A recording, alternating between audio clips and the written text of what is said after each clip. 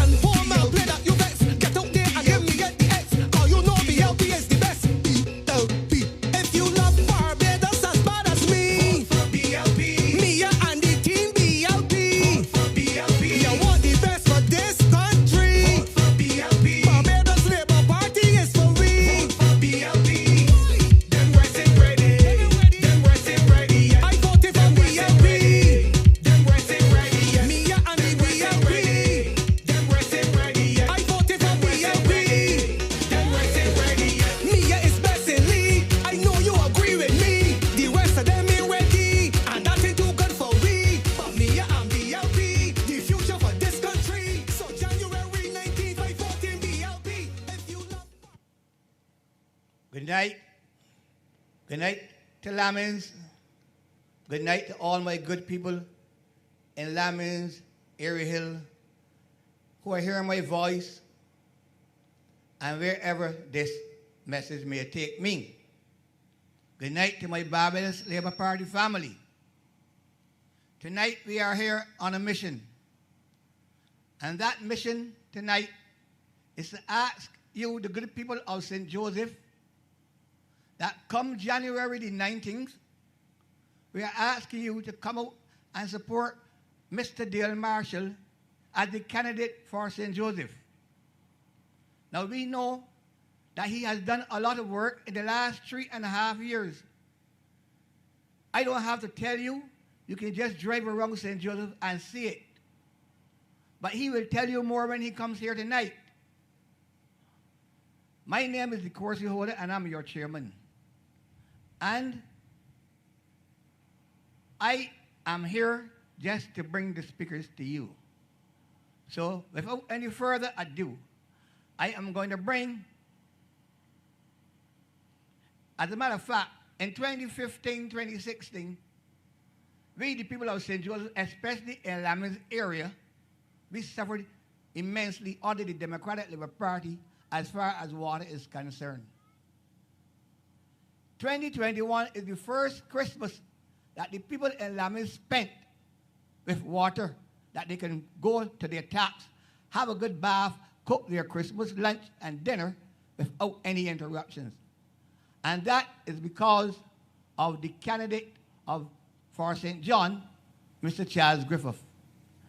Ladies and gentlemen, he's the minister responsible for water resources, and I'm going to bring him to this podium to you tonight to tell you more about what he has done for the people of St. Joseph, St. John, and St. Thomas, and St. Andrew as far as this water is concerned. Ladies and gentlemen, welcome Mr. Charles Griffith. Mr. Give it, Mr. Give it, Mr. Give it, Charles.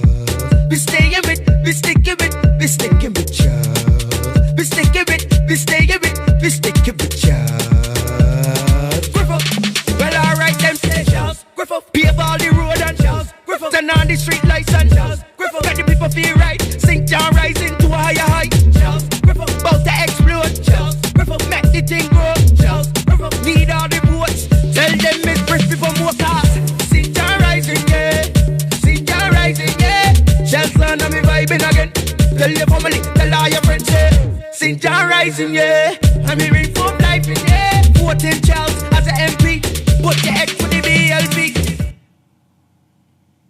Blessings on us all. Good night, Lammings.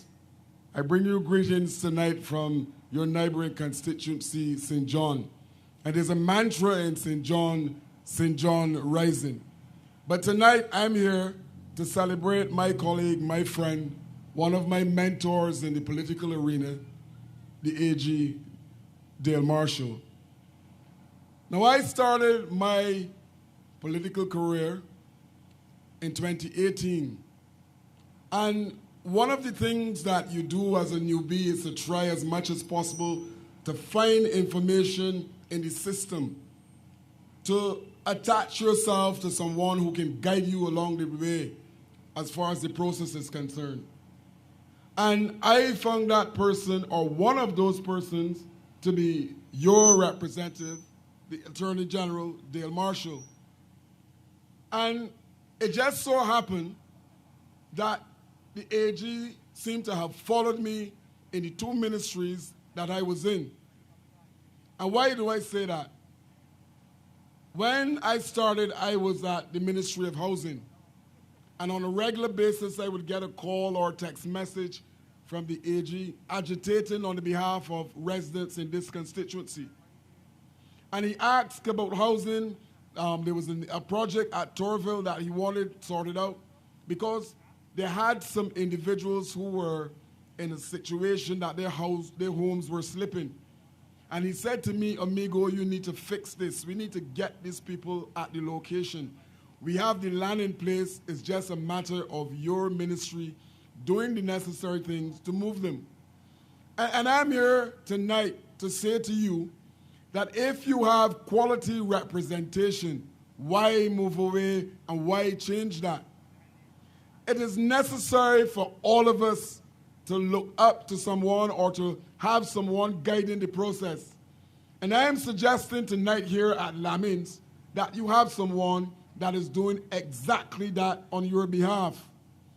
And I want you to pay close attention to what is on offer come the 19th.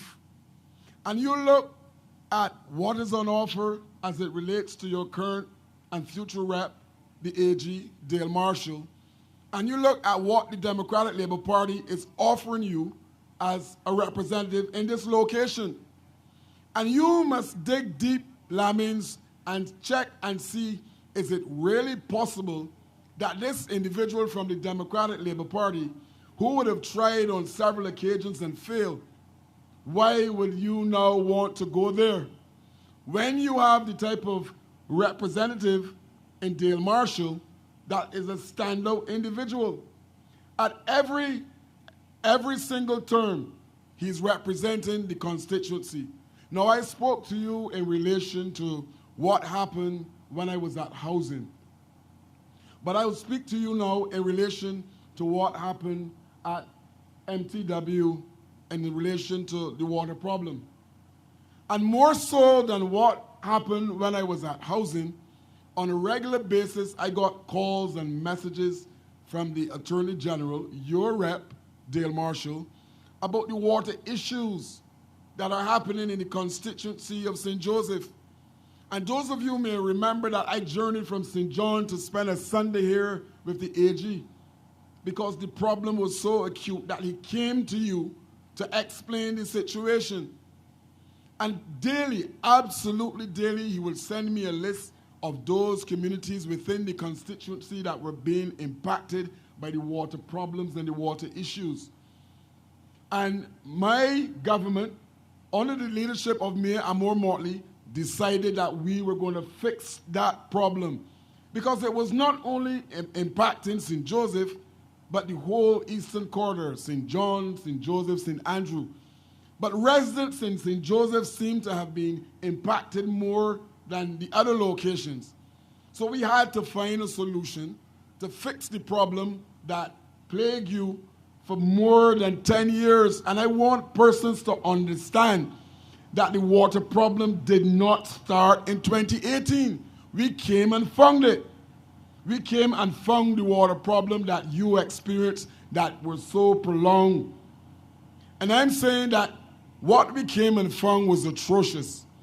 You had a situation when over $1 billion went missing, or $1 billion that could have solved the water problem in one. And we, under an IMF program, did what was necessary to fix that particular problem. So what did we do? We embarked on a vineyard water augmentation project. And what does that mean? There was a need to put more water in the system to alleviate the problem that you were having in St. Joseph. So we brought an additional, right now, 500,000 gallons of water from vineyard and put it in the system. So you have a situation now where there's no longer a water problem. But to give you the impression that it was as easy as that would probably, you do not understand how complicated it was. We had to build 2 tanks at Mount Pleasant in my constituency. We had to put down mains to bring that water from vineyard to the location. And those of you who traverse the area just by Castle Grant, would see that we're building a new tank at the location. Why? To ensure that you do not have the issues with water anymore. And like I said, on a daily, on a weekly basis, on a monthly basis, the questions came from the Attorney General, Dale Marshall, your rep, how far and how fast we're progressing with all of these projects. So, in the scheme of things, if everything goes according to plan, in the next couple of months, you will have a tank sitting adjacent the reservoir at Castle Grant. Why? Because we're ensuring that if there's an issue with one of the tanks, that the water supply will be constant in St. Joseph. And I want you to understand that these are the things that a government is doing under the most trying conditions. These are the things that are happening under an IMF program. These are the things that are happening when we got hit with Elsa. We got hit with Ashfall. And the Barbados Labour Party was still able, despite all of that, to ensure that persons have a quality of life in Barbados that all of us deserve. And that didn't just happen by accident. It happened as a result of having astute leadership, of having one of the best, if not the best, Prime Minister in the whole Caribbean. And we know that leadership is important because all of the projects that are happening within government, the vision is there by the Prime Minister to ensure. And I brought notes tonight because I didn't want to mislead you in the same way that several of the Democratic Labour Party candidates are misleading persons.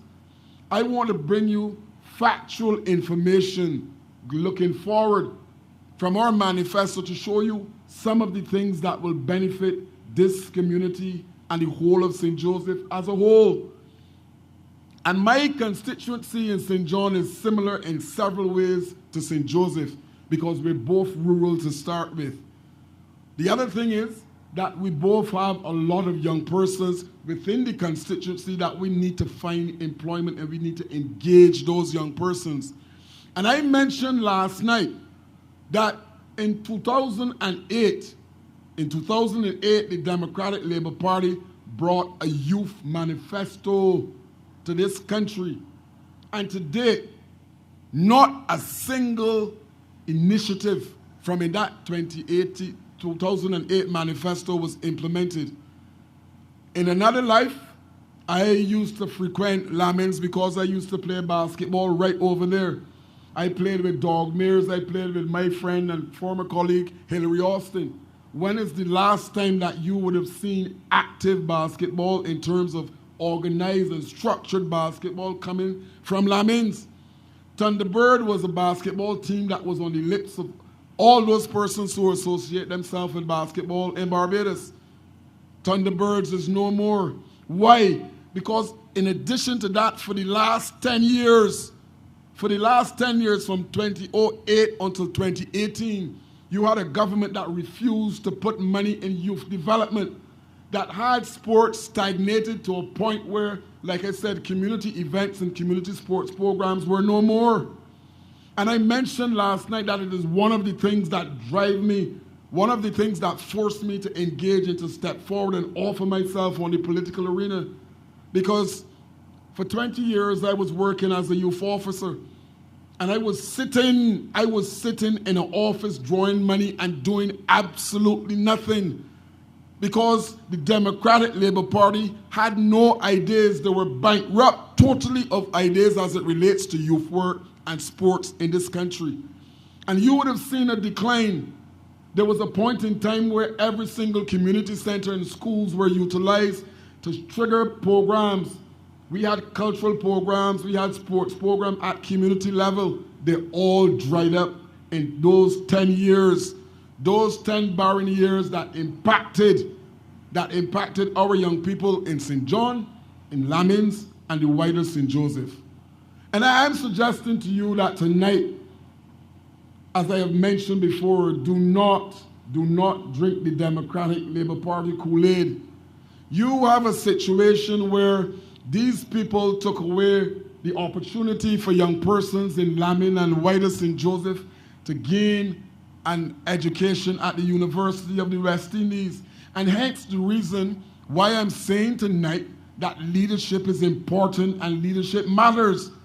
Because one of the first things that my Prime Minister did when we took over was to reinstate those young persons who aspire to have a university education. The road was made clear for them once again to walk the halls at Cave Hill. And I am sure that some persons in this community here at Lammings would have benefited in a significant way from that particular stance, to have our young people go back to university free of cost. And I'm saying that don't believe that they will not do it again, because they're incapable of managing the purse of government. They have shown you in 10 years what it is like. And the ridiculous thing about it is that you had the former Prime Minister come into a meeting and indicating that it was glorious years or it was some kind of nonsense. And you keep wondering what it is that the members of the Democratic Labour Party are smoking. You keep wondering what it is that they're smoking that will cause them to talk this nonsense. And tonight in St. Joseph, I want to appeal as well to the females in this community, because you must understand what happened in St. Lucie when they attacked my Prime Minister.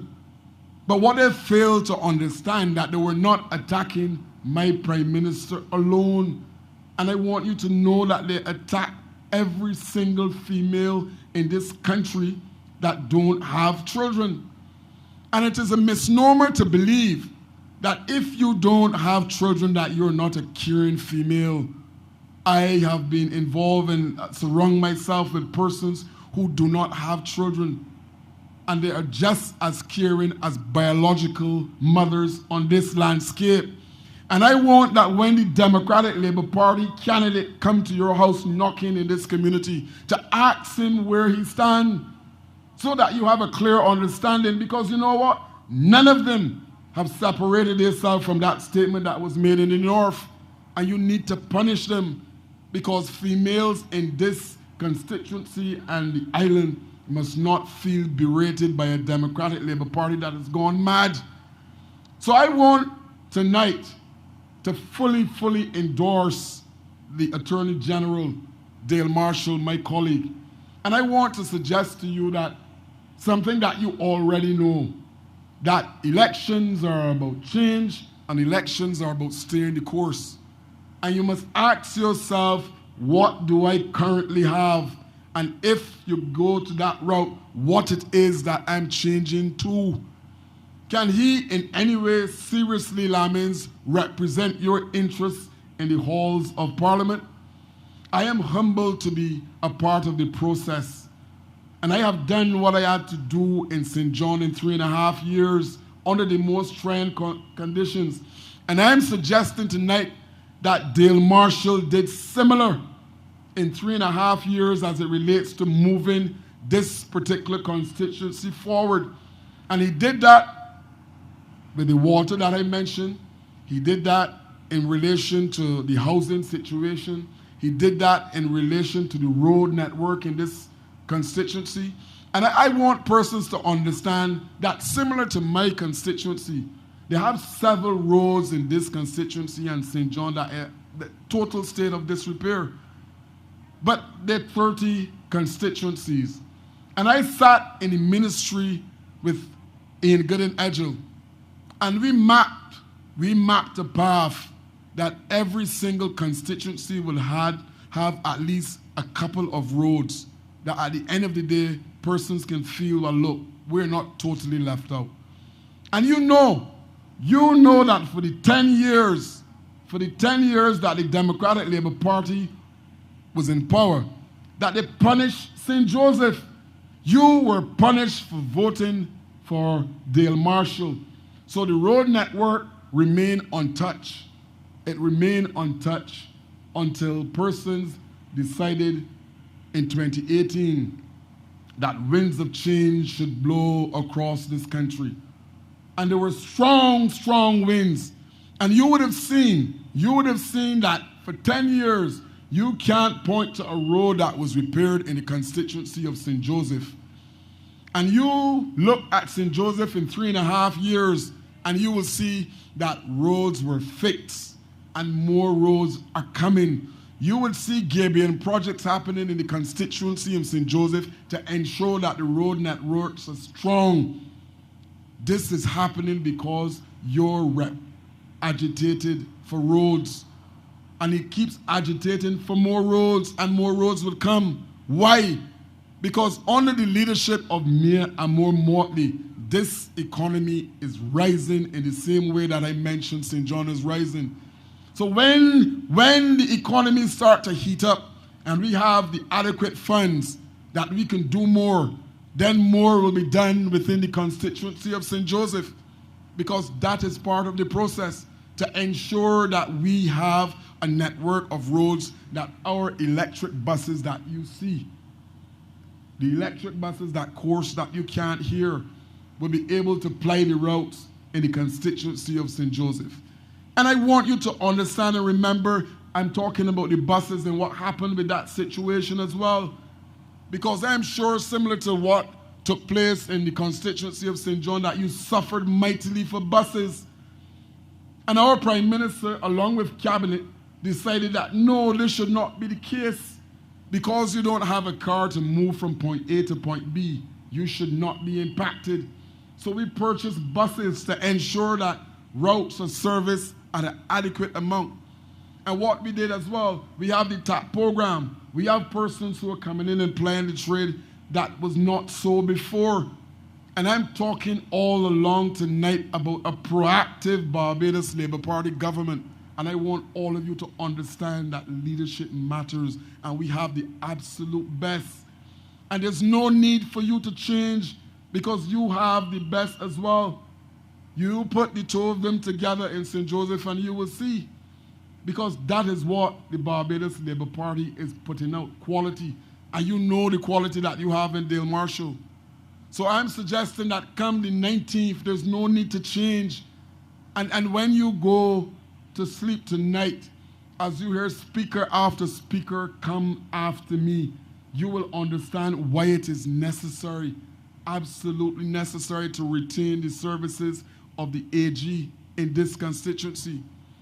But like I said, I walk with notes, and I want to show you what I'm talking about in relation to progression and being proactive in terms of how we treat to this country going forward. So we just released a manifesto. And I'm not going to touch on all of the things in the manifesto, because I suspect that some of the leaders who will follow me will go there. But I'm going to deal with a couple of the things that I know are localized, things that I know can benefit all of us at community level. And I'm going to share, before I move off this share, I'm going to share those things because, like I said, I walk with my notes. The manifesto is there, and you should get a copy and understand that these are things that are proposed going forward. And don't believe that this is a manifesto of just words sitting in a document, because the Barbados Labour Party government would have shown that the manifesto that we brought before, we hit target after target after target. So I am suggesting to you that what I will share are things that will benefit you at the local knowledge, and I'll go there now.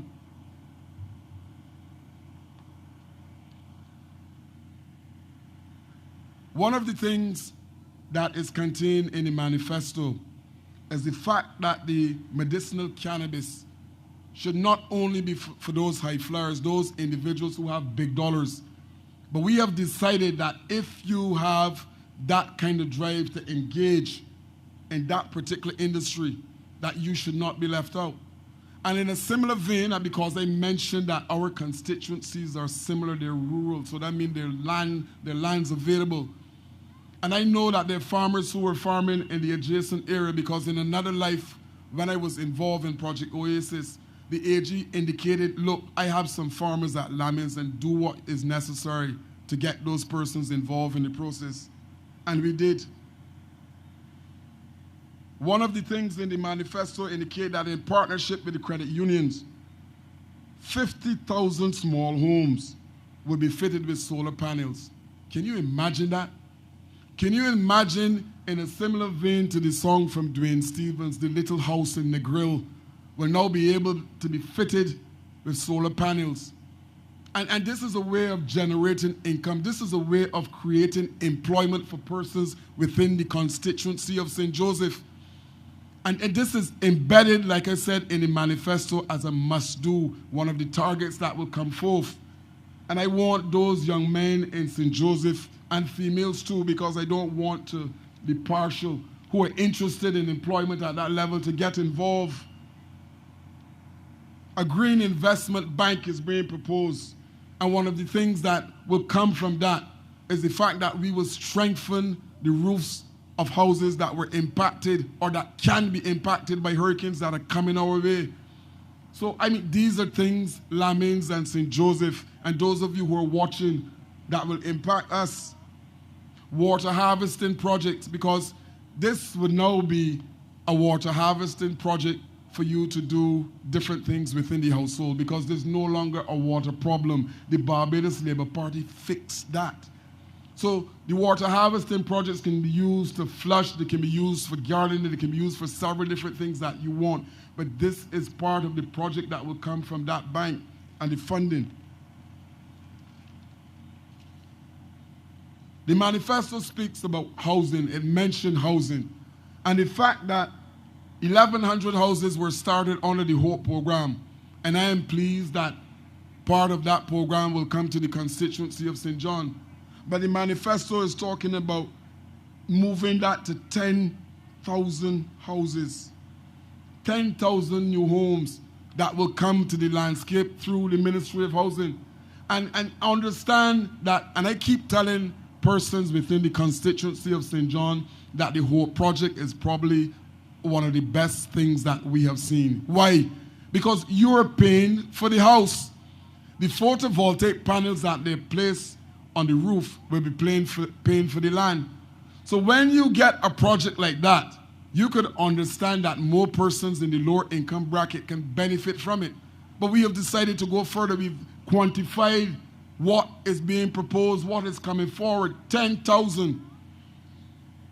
And in addition to that, what? You have a case that the first $400,000 of your property, the first $400,000 of your property, land tax will be eliminated from that. And I'm saying that we have young professionals in St. John, we have young professionals in the constituency of St. Joseph that will benefit from these initiatives. A first home grant of $3,000 for persons who are under 25. And I mentioned just now the fact of young professionals. And we have young professionals because they're able to go back to university to get that degree to advance themselves in this country. And one of the things that we're pushing is that you have gone to the university, you have studied, it is time now that you take your own wings and you fly. And we're providing the wind beneath those wings for you to fly. So if you're under 35 and you decide that you need to step, there's a grant there in place for you. And these are things that a proactive government, a proactive leader is putting in place to ensure that our young people have a quality of life that they deserve. But I go on.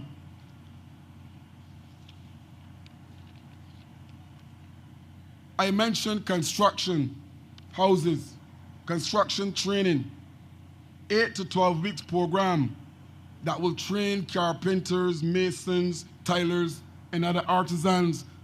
So we are putting our people to work. You have 10,000 houses that are coming. Who are going to construct them? We don't want to import labor to do that. So government is looking to put a program in place for those who want to engage in the construction business. Look, I have gone to some of the blocks in St. John, and I have at least one so far that would have formed a construction company that will ride and be a part of this. And I'm suggesting that similar to that, in Lammings, we have youngsters who have skills. And I'm now suggesting that those skills be pooled together. Pool them together. And you don't need to go far. You have the Attorney General who will provide the necessary guidance in terms of how you should treat to registering that business. It is all there. Why change? Why move to a Democratic Labour Party candidate who cannot do this for you? I mean, it is clear. For my females, the removal of VAT on sanitary napkins, vitamins, and baby diapers. Can you want a more caring government than what is currently in place and what is on offer to go back for the next 5 years to do this? The social engineering of this particular government is next to none. It is next to none. And this manifesto, again, speaks to something that I mentioned earlier, where we will return to sports and community development.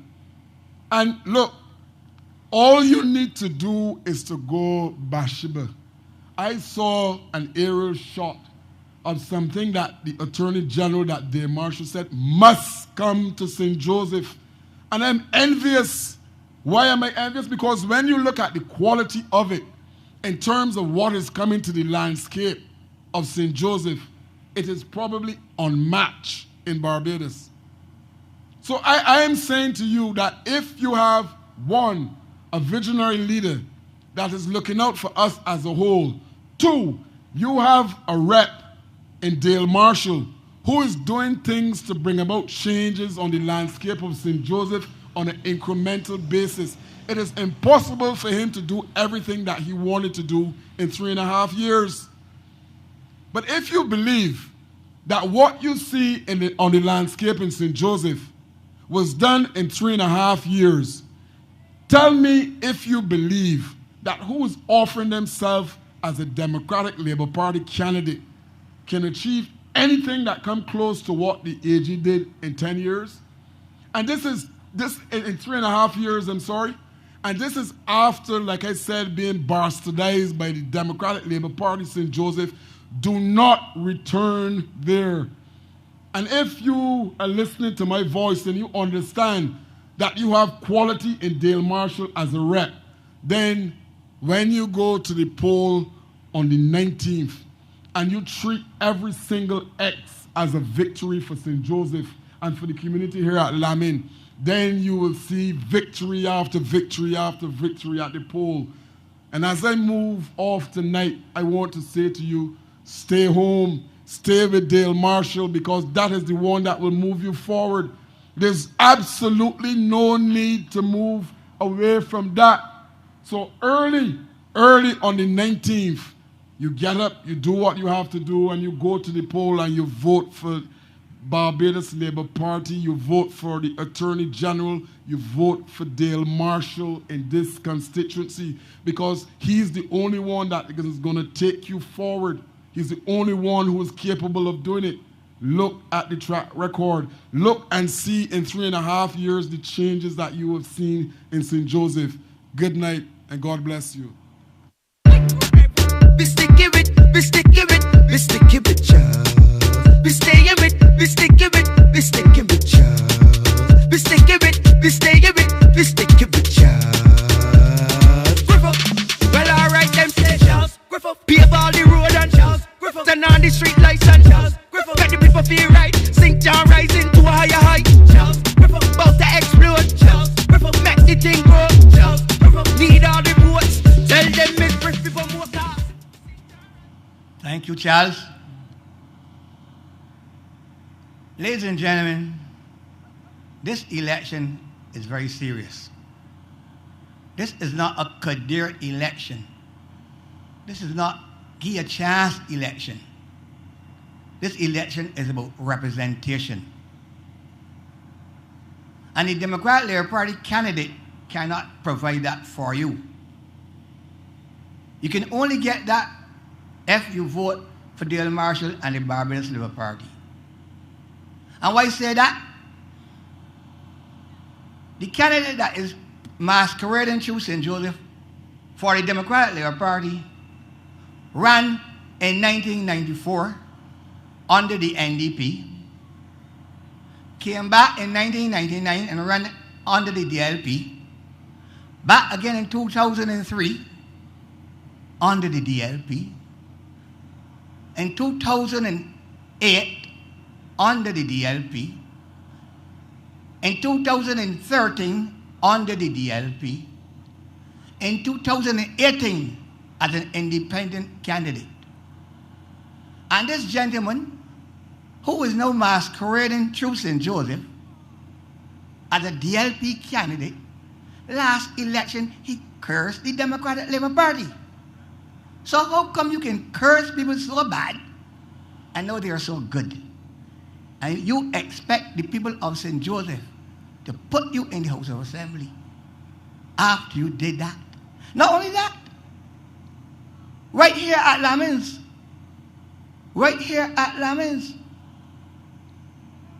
he behaved bad on the platform, start to say how people are ungrateful. He gave them things. Only about 3 months ago, he was masquerading again on Facebook. St. Joseph people have no sense. They're foolish. But now, you're coming back to the same people and asking them for a vote. But they said, Britain's got short memories. They show them that we don't have any. Show him we don't have any. Ladies and gentlemen, St. Joseph and St. Andrew are neighbors. We have developed a good relationship with the St. Andrew branch when George Ben was there. And now we continue that with Rommel Springer. He has journeyed all the way from St. Andrew to come here to Lammings to speak on the behalf of Dale Marshall. He is the candidate for St. Andrew.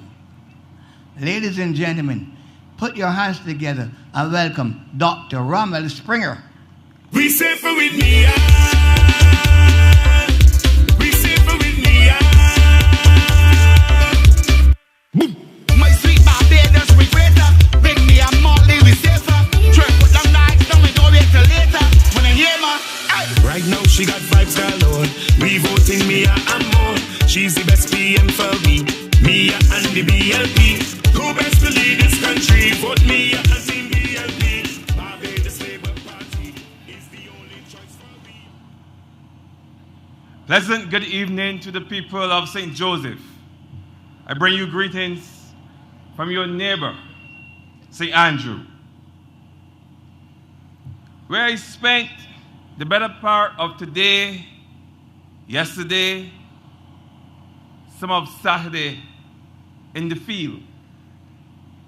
I was canvassing that area, engaging with young people from the various communities in St. Andrew.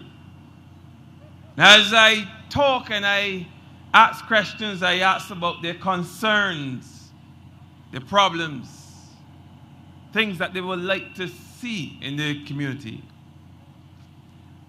And there was this recurring theme wherever I go.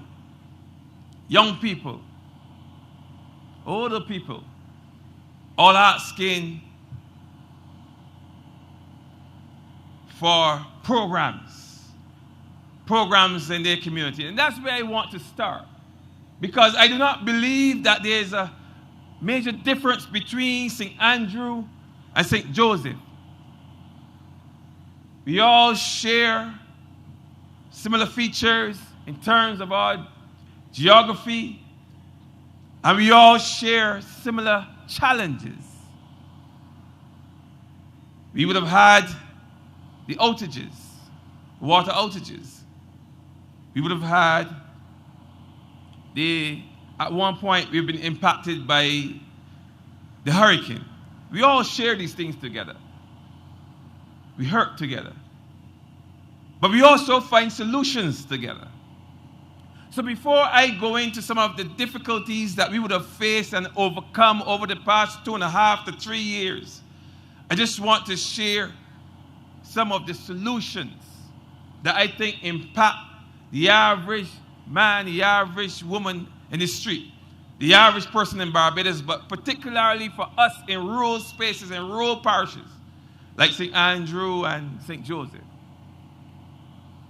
I can speak for St. Andrew when I say that we struggle with a lack of resources, resource facilities, not resource persons.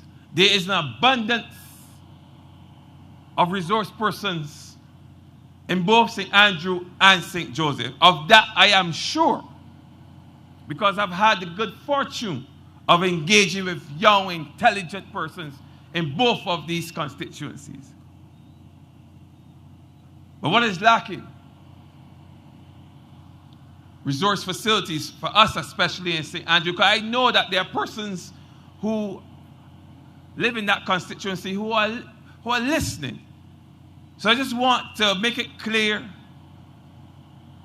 that as your representative, I don't only intend to put measures in place to ensure that persons within that constituency get the necessary exposure to the necessary pieces of resource material and resource facilities that they so much need, a desire. I just want persons to know that these things have already started. A lot of what has been associated with urban spaces, going into polytechnic, O-levels, all these things are situated in the city areas. And the complaint for us who live far away is that we want to see these facilities come closer to our communities. And that has started. It has started here in St. Joseph, and I'm telling you, it started in St. Andrew. We have put measures in place to ensure that our young people have access to training, things that will make them more marketable, financial literacy, entrepreneurship, marketing, how to construct, how to put together a business plan. These are the type of things that we have been doing out here in rural St. Andrew and rural St. Joseph. And I'm glad to be part of a government that supports this kind of initiative for young people, for working class people. And what comes to mind right now is the trust loan fund. I'd like to speak about the trust loan fund because I know that both constituencies have benefited from that program. Perhaps one of the greatest policies of this administration in terms of empowering and uplifting working class people and young people. Because what it does is that it empowers them with the necessary funds. Because it's all well and good to empower persons with knowledge and skills. But we also need that risk capital. We also need that investment. And you know as well as I do that as working class people, we cannot just walk into a bank and expect to acquire a loan without capital. Banks don't expose themselves like that. You sometimes have to have just as much money in the bank as what you're applying for in the loan to qualify for the loan. It's a reality that we all face. And this government saw it fit to circumvent that obstacle that has been in the way of poor black people almost from the inception. Access to funds, access to risk capital. And in trusting our people, small amount of money, just enough to give you a start. No collateral needed. All that was needed was that we trust you like you trust us. That you will repay that money after you start to generate money. You repay. And when you repay that first $5,000 or so, depending on how much you got, you are now qualified to apply for $10,000 or thereabout. And I know of situations, certainly in my constituency, where persons have benefited from this program. Because there are many young entrepreneurs. We know the economy is stretched. We know it's under pressure. And we know there are not as many jobs in these times as what existed maybe in the 90s when I left school. I went looking for work and got myself a government job through Mr. George Payne, for whom I will be forever thankful. But we know the situation is different in these times, and we are promoting and encouraging persons to be entrepreneurs, to be business persons. But we're not just doing that with words as a government. We are putting the money where our mouth is. And we're making it available for working class people, for young people who would not otherwise qualify.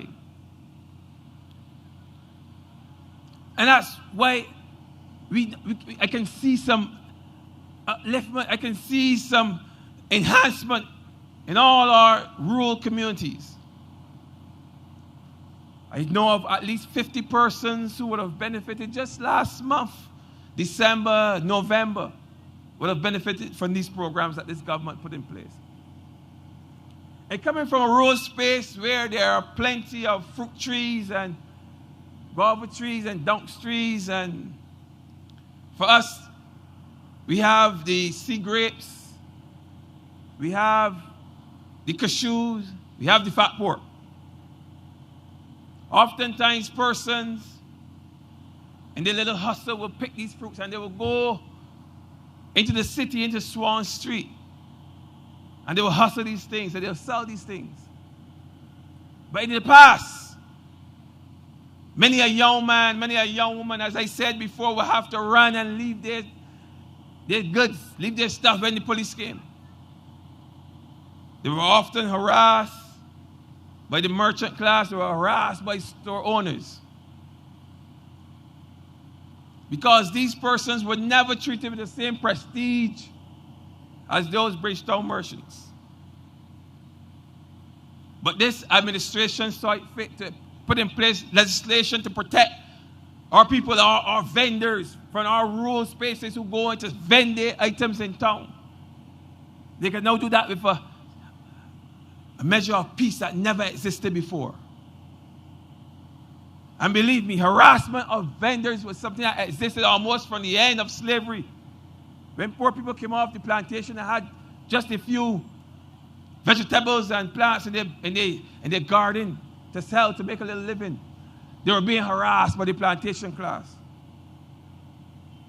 And that went on for years, decades and decades, over 100 years, until this government saw it fit to not only put measures in place to empower people to be business people, but to also protect those small business people when they go out there to ply their trade.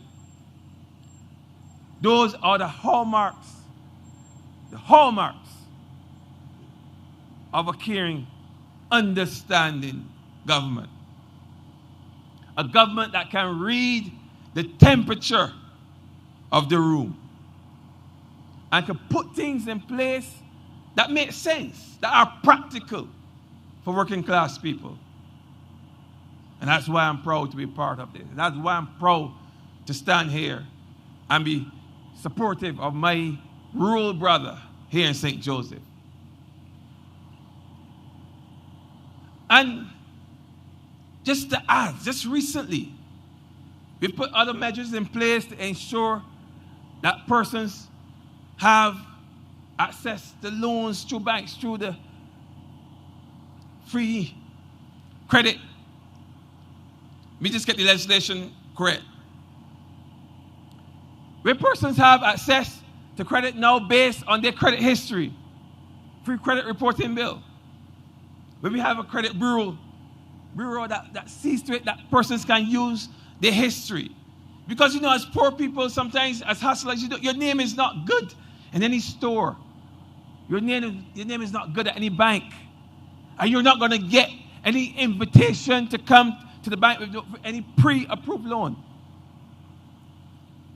So what you have going for you, you have The fact that for years you've been paying your light bill on time. You've been paying your water bill on time. You've been paying your phone bill on time. You've been paying your car insurance, all such like on time. And now the legislative framework has been put in place to ensure that those things can be leveraged. When one is seeking credit, when one is seeking a loan.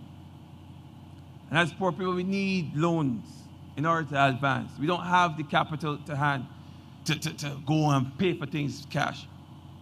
We need credit. And with that piece of legislation, one can easily draw on those things to not only better the chances of getting credit, but also to maybe use to improve the credit that they would have gotten, got a better deal, so to speak. So as you can see a trend forming. A trend that says to us and says to you as Barbadian people that this government understands what's going on out there in the street.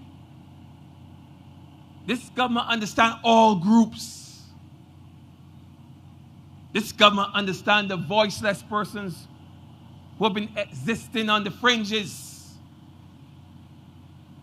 This government has put things in place to assist these people, to make life easier for these people. But then, what can you expect from a government that has always made life better for working class people in this country?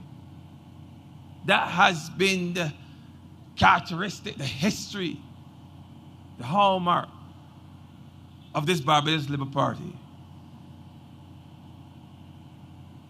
And so, you see examples of this every day, and I can continue with other pieces of legislation that I think would have empowered the working class, empower the poor man.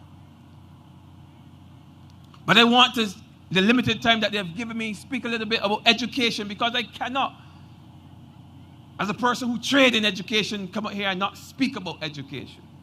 Because I still believe that education is the vehicle to development. And it has been part of the reason why this country has developed at the rate that it has and continues to develop at this rate, because of the education system that has been in place for the last 50 or so years, and even before that. But I use that particular number because under the Democratic Labour Party, after 50 plus years of state-funded education, free education, we had the unfortunate development in 2014 where university students, sometimes, in some cases, at the very end of their education, the very end, were forced to pay tuition fees. And it's one thing to say it. It's one thing to say it. But if you were one of the persons who had to live an experience, the fact that you are in the process of completing your degree, you have 1 year to go, you have completed 2 years, and then just like that, before any preparation, you are told you have to look for $10,000 or $20,000 or $30,000, or you have to leave the classroom. Now, I've been in a classroom in the early days where persons, after 2 or 3 weeks, they realized that they could not continue the program for whatever reason. I've seen how heartbroken those persons were after 2 or 3 weeks. Now, imagine you were in the university for 2 or 3 years, and at the point where you are this close to obtaining your degree, someone tells you that you have to leave or find $20,000, $30,000. Now, where is a poor man, a working class man who is still at his parents' home, or a single mother who has a family and a child, a small child support, household to run? Where is that mother going to find $20,000 or $30,000 just so? In that situation, most of those, and let me say it, let me make the point. many of the people who suffered under that wicked policy of imposing fees on university students were not only just students, the 19-year-olds and the 20-year-olds. It was a lot of single mothers. A lot of single mothers were at the university.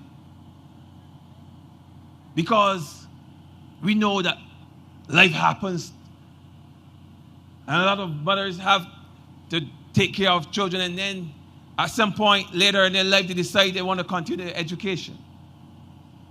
And there were thousands of them at the university at the time. Thousands.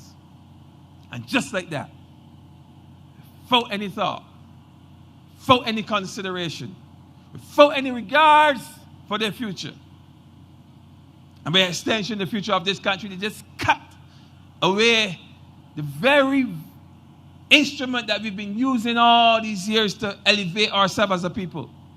And that was taken away. And persons were forced to make a decision that no Barbadian student should ever have to make. Should I feed my family? Or should I abandon my education? And that's the reality. A lot of people had to abandon their education. And sometimes at a certain age, when you abandon your education, it's very difficult to pick back up.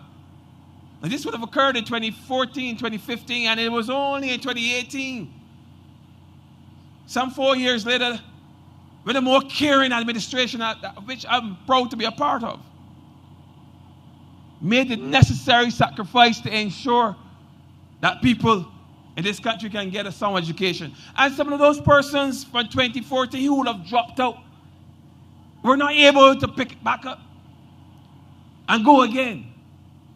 And as a result, we never know how it feels to acquire a university degree. And that is sad.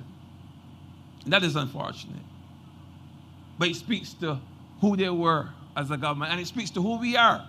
And I'm proud to say that just today I spoke to one of the persons who would have benefited directly from the change in policy that was put in place in 2018 as soon as we came to office, where persons no longer had to pay tuition fees, where university or education in this country was free at the point of delivery, from primary to secondary.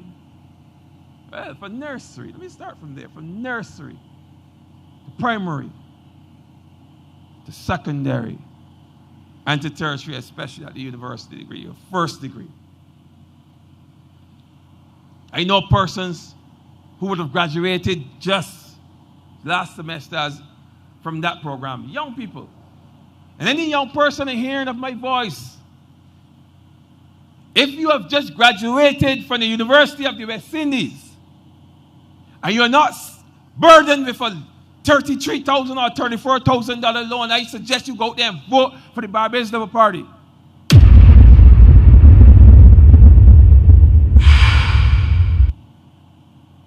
The choice is easy. Barbados Labour Party, under the leadership of Mia Moore Motley, is responsible for the steadying of a country and the rescuing of a country that was on the brink of economic collapse. But I assure you that on January 19th, when you go to place your vote, and you mark your X next to that BLP candidate, whoever that person is, and in the case of this St. Joseph constituency, that person be Dale Marshall. In St. Andrew, Ramel Springer. And whoever your candidate is, just know that when you place your X, that you are voting for progress, you're voting for a competent leader, you're voting for a progressive team, you're voting for Mia Moore Motley, a prime minister who's respected, who's adored all over the world. you're voting for the Barbados Labour Party. People of St. Joseph, good night and God bless. We going with the BLP. We're resting ready. Them and ready. Yeah, we going with the BLP. We're resting ready. Them and ready. People smiling again, feeling proud again. 'Cause we rising. We rising. We shining again. Good things happening again. 'Cause we rising. We rising. So we must stand together, side by side with each other, on the right path where we want to be, for the sake of this sweet country, 'cause we say. Thank you, Comrade Springer. Comrade Springer said, when you go to the polls, make sure you vote for the BLP candidates. Now, I heard the Prime Minister say that whenever elections, the 19th of January, in other words, and you go to the polls, vote for all the candidates of the Barbados Labour Party. And people have a problem with that, the opposition. Now, I don't know how that I can got 4 horses in a race and I'm going to go and bet on somebody else win. I don't understand it. But they are using scare tactics, telling people that if you put back in the Barbados Labour Party, you're voting for a one-party state. They're using scare tactics. That is to get people frightened so that they will get a seat. This government has nothing to be ashamed of. Because if the last government ain't had anything to be ashamed of after mashing up this country for the last 10 years that they were in office, I don't see how a government that just came to office in 3.5 years and did so much work should be ashamed. I don't see it. But the opposition, all like Bishop Atherley and them so on about telling people that if you vote for the Barbados Labour Party, you're voting for a one-party state. I know last election that the Prime Minister now, who was opposition leader at the time, did not put a gun to nobody's head and tell them vote for 30 candidates in the Barbados Labour Party. She did not. It's the nonsense that the Democratic Labour Party do on the front of Stewart and Verla de Pisa too, because she was a candidate and she was a senator. That them get kicked out of office. And this morning I heard it on the news, Fronda knows crawled out from under some rock and telling people that no, Fronda Jerome Stewart don't have to be shamed. He has nothing to be ashamed of. No crawled out from under rock after 3.5 years. But it is desperation time. And they want to win a government. But if them went to the people in 2008 and they didn't lose the government in 2013 and then did one thing, why should you change a government that's working for you? No. I said no. Ladies and gentlemen, I have another speaker here. He's a bred and born St. Joseph man. He got St. Joseph blood running all through his veins. Born in Coconut Grove, but now he lives in St. James. He's the member for St. James North, and he's the candidate also for St. James North again. So, ladies and gentlemen, he has traveled all the way from St. James North to come to pledge his support for Mr. Dale Marshall. Welcome, Mr. Edmund Hinkson. Nothing at all but the best for me. Me and more of the recipe. Safeguarding the destiny. Serving the country loyally. Leader of the BLP is the best for me. The best for me. Me and the best. Best for Barbados. Me and the best for Barbados. Good Good night, the great people of St. Joseph. I am proud and honored to be here tonight to speak on behalf of the candidacy of my good friend and political and legal colleague, Dale Marshall. Tonight is the night, in fact, that I am defending my ancestry, because I just spoke in St. Andrew, where both of my father's parents were born, and now I'm here in St. Joseph, where, as you have heard, is the parish of my birth. My navel strings are buried in Coconut Grove.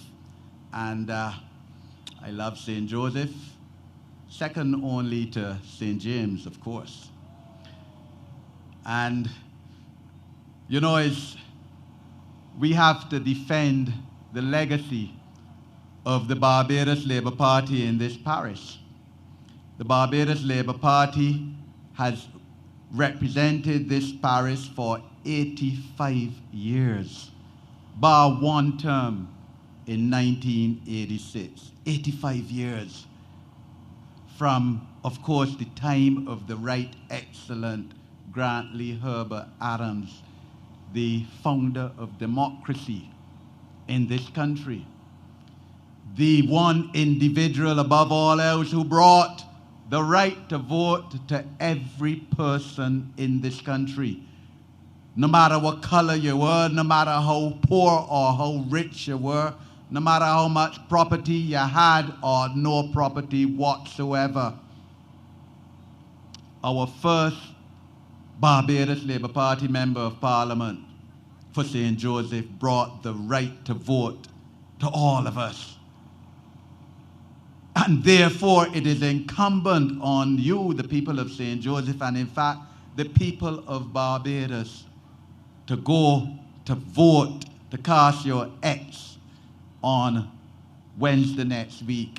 We know that once you get to the polls, the vast majority of people will be voting for Barbados Labour Party candidates throughout the length and breadth of this country.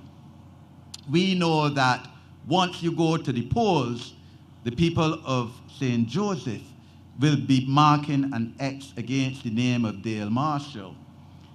And therefore, it is incumbent on you to go and vote. Forget about the circumstances of COVID, and a lot of people are getting frustrated by the fact that we've had COVID for 2 years and your life seems restricted, you can't party as much, you can't fet the festivities that you're accustomed to, the women dressing up pretty and, you know, to go to Farley Hill and all of that, new clothes, new shoes, the hair and nails and everything, and you're frustrated. We understand that. We frustrated too by its reality. It's happening all over the world. That doesn't mean that you should not go and vote. We will protect you in the polling stations. There'll be social distancing, hand sanitizing, temperature taking. You know, so don't fear that you're going to get COVID. And it's no use staying home or away from the polls and saying you support Dale Marshall, you support Mayor Motley, you support the Barbados Labour Party, you want us to win, but you don't go and help us win. Because at 6 o'clock next week, Wednesday morning, when the polls open up, there will not be one single ballot in that box yet. We now have to get ballots in that box. There's only one way you could get ballots in that box in favor of the Barbados Labour Party candidates throughout the length and breadth of this country, is by you, the people of this country, given the right to vote by the Right Excellent Grantley Herbert Adams, to go and exercise that right. So we are here to defend our ancestry. This is our ancestral home. Dale has been my friend for 35 years. When he qualified as a lawyer, he was already in the legal profession. He, of course, now is much senior to me, having been Attorney General on 2 occasions. But he's a an individual who I admire tremendously. He has fantastic work ethic. He has worked significantly hard during this last 3 years, 8 months. He has been constantly, as you see, at the Prime Minister's side as Attorney General, advising her. He has had to draft a plethora of legislation and approve its constitutionality, as an Attorney General has to do. And I mean, the legislation that has been in Parliament, been before Parliament in these 3 years, 7 months when Parliament was dissolved last month, has been phenomenal and has been unprecedented. You know, I sat in my first term with Dale. I was an opposition member of Parliament for the first time, and was appalled at the attitude of the Democratic Labour Party members of Parliament and government towards Parliament. There was 1 year that we only sat, believe you me, 24 times in a 52-week period. 24 times. The summer vacation was about 3 months long, Easter about 2 months, and many Tuesdays there was no Parliament. Those guys were making sport at you all. You all elected them, well, not here in St. Joseph or in St. James North, but democracy prevails and they were elected. But they had a nonchalant approach to Parliament. This Parliament has met so many times.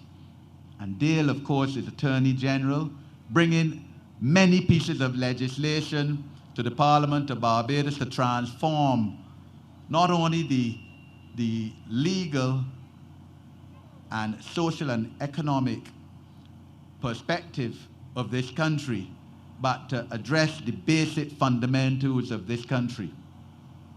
So Dale would have been instrumental, for instance, in helping to reprofile our debt and restructure our debt. You will remember that when we came into office in May 2018, Barbados was the third most indebted country in the world, with a GDP rate of 175.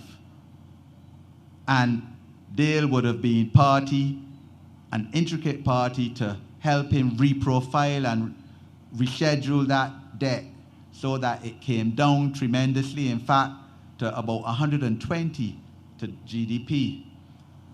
2 years ago, before COVID came. Of course, it's gone back up. We've had to inevitably borrow money on the international market to buttress this economy and this society and to keep everybody here tonight thankfully alive. Dale would also have been instrumental in bringing, of course, constitutional amendments to the Parliament of Barbados. So, as we know, 2 months ago, we passed legislation bringing Barbados into Republican status, something, believe you me, that was overdue at least 2 decades ago. Removing the Queen as head of state of Barbados and having a born Barbadian citizen or a Barbadian by descent as our head of state, so that the children born in Lammings, children living in here, this district, in St. Joseph, in Western St. James, anybody born now can aspire to be head of state of this country for the first time in our history. Dale would have been instrumental in that. And in all the judicial reforms, the increase in judges, for example, legislation dealing with our international circumstances. He would have traveled, of course, with the Prime Minister, for example, to Bahamas when they had the hurricane to see what help we could give. I know he would have traveled with Prime Minister Motley to Guyana when Guyana had issues arising from its general elections in 2020. He has been constantly at her side, giving fine legal advice, not like the last Attorney General before him. And he has worked tremendously hard in your cause, but not only in your cause, but in the cause of Barbados. because that is what ultimately you elect an individual to do, to serve you, but also by extension to serve the people of Barbados. And everybody here has relatives not only in one parish, St. Joseph, but all about. So what affects the people of St. Joseph affects the people of everybody. And we have right now, of course, an opposition that has worked out that it can't win the government. Because let's face fact, let's converse here a bit. I mean, when the leader of the Democratic Labour Party, for example, is introduced on political platforms, nobody introduces her as the next Prime Minister of Barbados, as we were doing 4 years ago, in 2018, introducing Mia Amor-Motley as the next Prime Minister of Barbados. But they come into you talking about voting for a strong opposition. I absolutely reject that notion that you vote for a strong opposition. You don't vote for an opposition. When you go in that polling station next week, Wednesday, forget about this notion about voting for somebody to go in opposition that you won't give the opposition some seats. Reject that. You voting for someone who is going to serve on the government benches. That individual can do tons more for you and your family and your community than any opposition member of parliament. I know, because I served as an opposition MP for 5 years, 3 months. Couldn't get the Democratic Labour Party to do anything, write bare letters, not one thing. They told me straight, Hinkson, we ain't doing nothing for you. We're not doing anything for St. James North because we know we can't win the seat, so why we should help St. James North? Such that the Democratic Labour Party has had absolutely no presence whatsoever in St. James North for 9 years. Diana Ford, president of my branch, is here. She could testify to that. And so you don't vote for an opposition. So voting for Dale's opponent is out of the question, quite frankly. And even if it was so, I mean, I have fundamental problems as someone who is born into the Barbados Labour Party. From the time I born, my navel springs buried in St. Joseph and in the Barbados Labour Party. I have fundamental problems for an individual who has run, what, for the DLP, I think first for the NDP, then for the DLP, then as an independent, now back as a DLP. What kind of person that is that? Like, this is no yo-yo. This is no circus. This is no clowning. This is serious business of representation. And an individual must stand for something. An individual must have some philosophical basis which grounds his ability and his thinking if he wants to present himself or herself as leader, political leader of people, because people matter. People have to be at the center of all your policies, and you can't be wishy-washy, stretching about. That shows that that individual is one of opportunism, of convenience. He has already run 6 times in this constituency, 6 successive times. This is the 7th time, and I have the confidence of my wise people in St. Joseph that y'all will make this 7th time that individual is running no different from the previous 6 occasions. There is no comparison in terms of ability, capacity to serve you between the 2 candidates, 2 main candidates who are running in this election. I don't even know who else running. I mean, if there is, against me, there's only one. The others you don't count, period.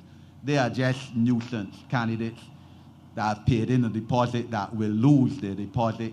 The Treasury would keep it. Quite frankly, the deposit should be more than $250 and let the Treasury hold some money. But Dale has done magnificently well as a member of parliament during this 3 years, 8 months. And look, it's only been 3 years, 8 months, not a full 5-year term. So there will be some aspects of government, of society, and infrastructural development of Barbados that we haven't done. Because what? 3 years, 8 months, still another 16 months before a 5-year term. The Prime Minister, in her infinite wisdom, has called an election now. But whenever I drive through St. Joseph, as I do occasionally, I mean, 3 months ago, my wife, who is here as well, we drove through St. Joseph a Saturday afternoon. And amazed, well, not amazed because I knew it was being done, but you see the difference in terms of the development of this parish and the transformation that this parish is going through. Because you have a new polyclinic across the road there in Horse Hill after the Democratic Labour Party destroyed it. You had to go, where you had to go? The hospital or the Glebe or David Thompson Polyclinic. But new polyclinic opened up last year in Horse Hill, not far from here. You have a new community centre going up in Bathsheba. Again, something that the Democratic Labour Party failed to open back up or to renovate. Dale and the Barbados Labour Party renovating the community centre there, and it would also have facilities whereby people will have the opportunity to earn income and revenue through entrepreneurship and selling. You have new roads going up because the same Coconut Grove that I born in had become a dirt track. I mean, even I was frightened to drive through it. New road going up, Gabions, out by Spring Head and all of that. Dark Hole, Fruitful Hill. Other roads too, I'm sure. I'm sure I don't know all.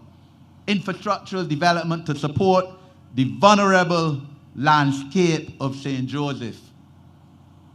And Dale has been pushing, of course, the cabinet, his fellow cabinet colleagues to build capacity in terms of the infrastructural development of St. Joseph. Because once you, of course, repair roads and do development in a country, it gives the people of that country, and indeed in this case the parish of St. Joseph, the opportunity to create and enhance economic activity for the people. And that is what Dale Marshall has been about in this term as office, not only serving as an extremely hard-working Attorney General, and when I was Minister of Home Affairs, of course, that's a twin ministry. My office was in the same building as Dale, and I had first-hand evidence of how Dale approached his task and how Prime Minister Motley, in fact, demanded so much of him as an individual, and he delivered.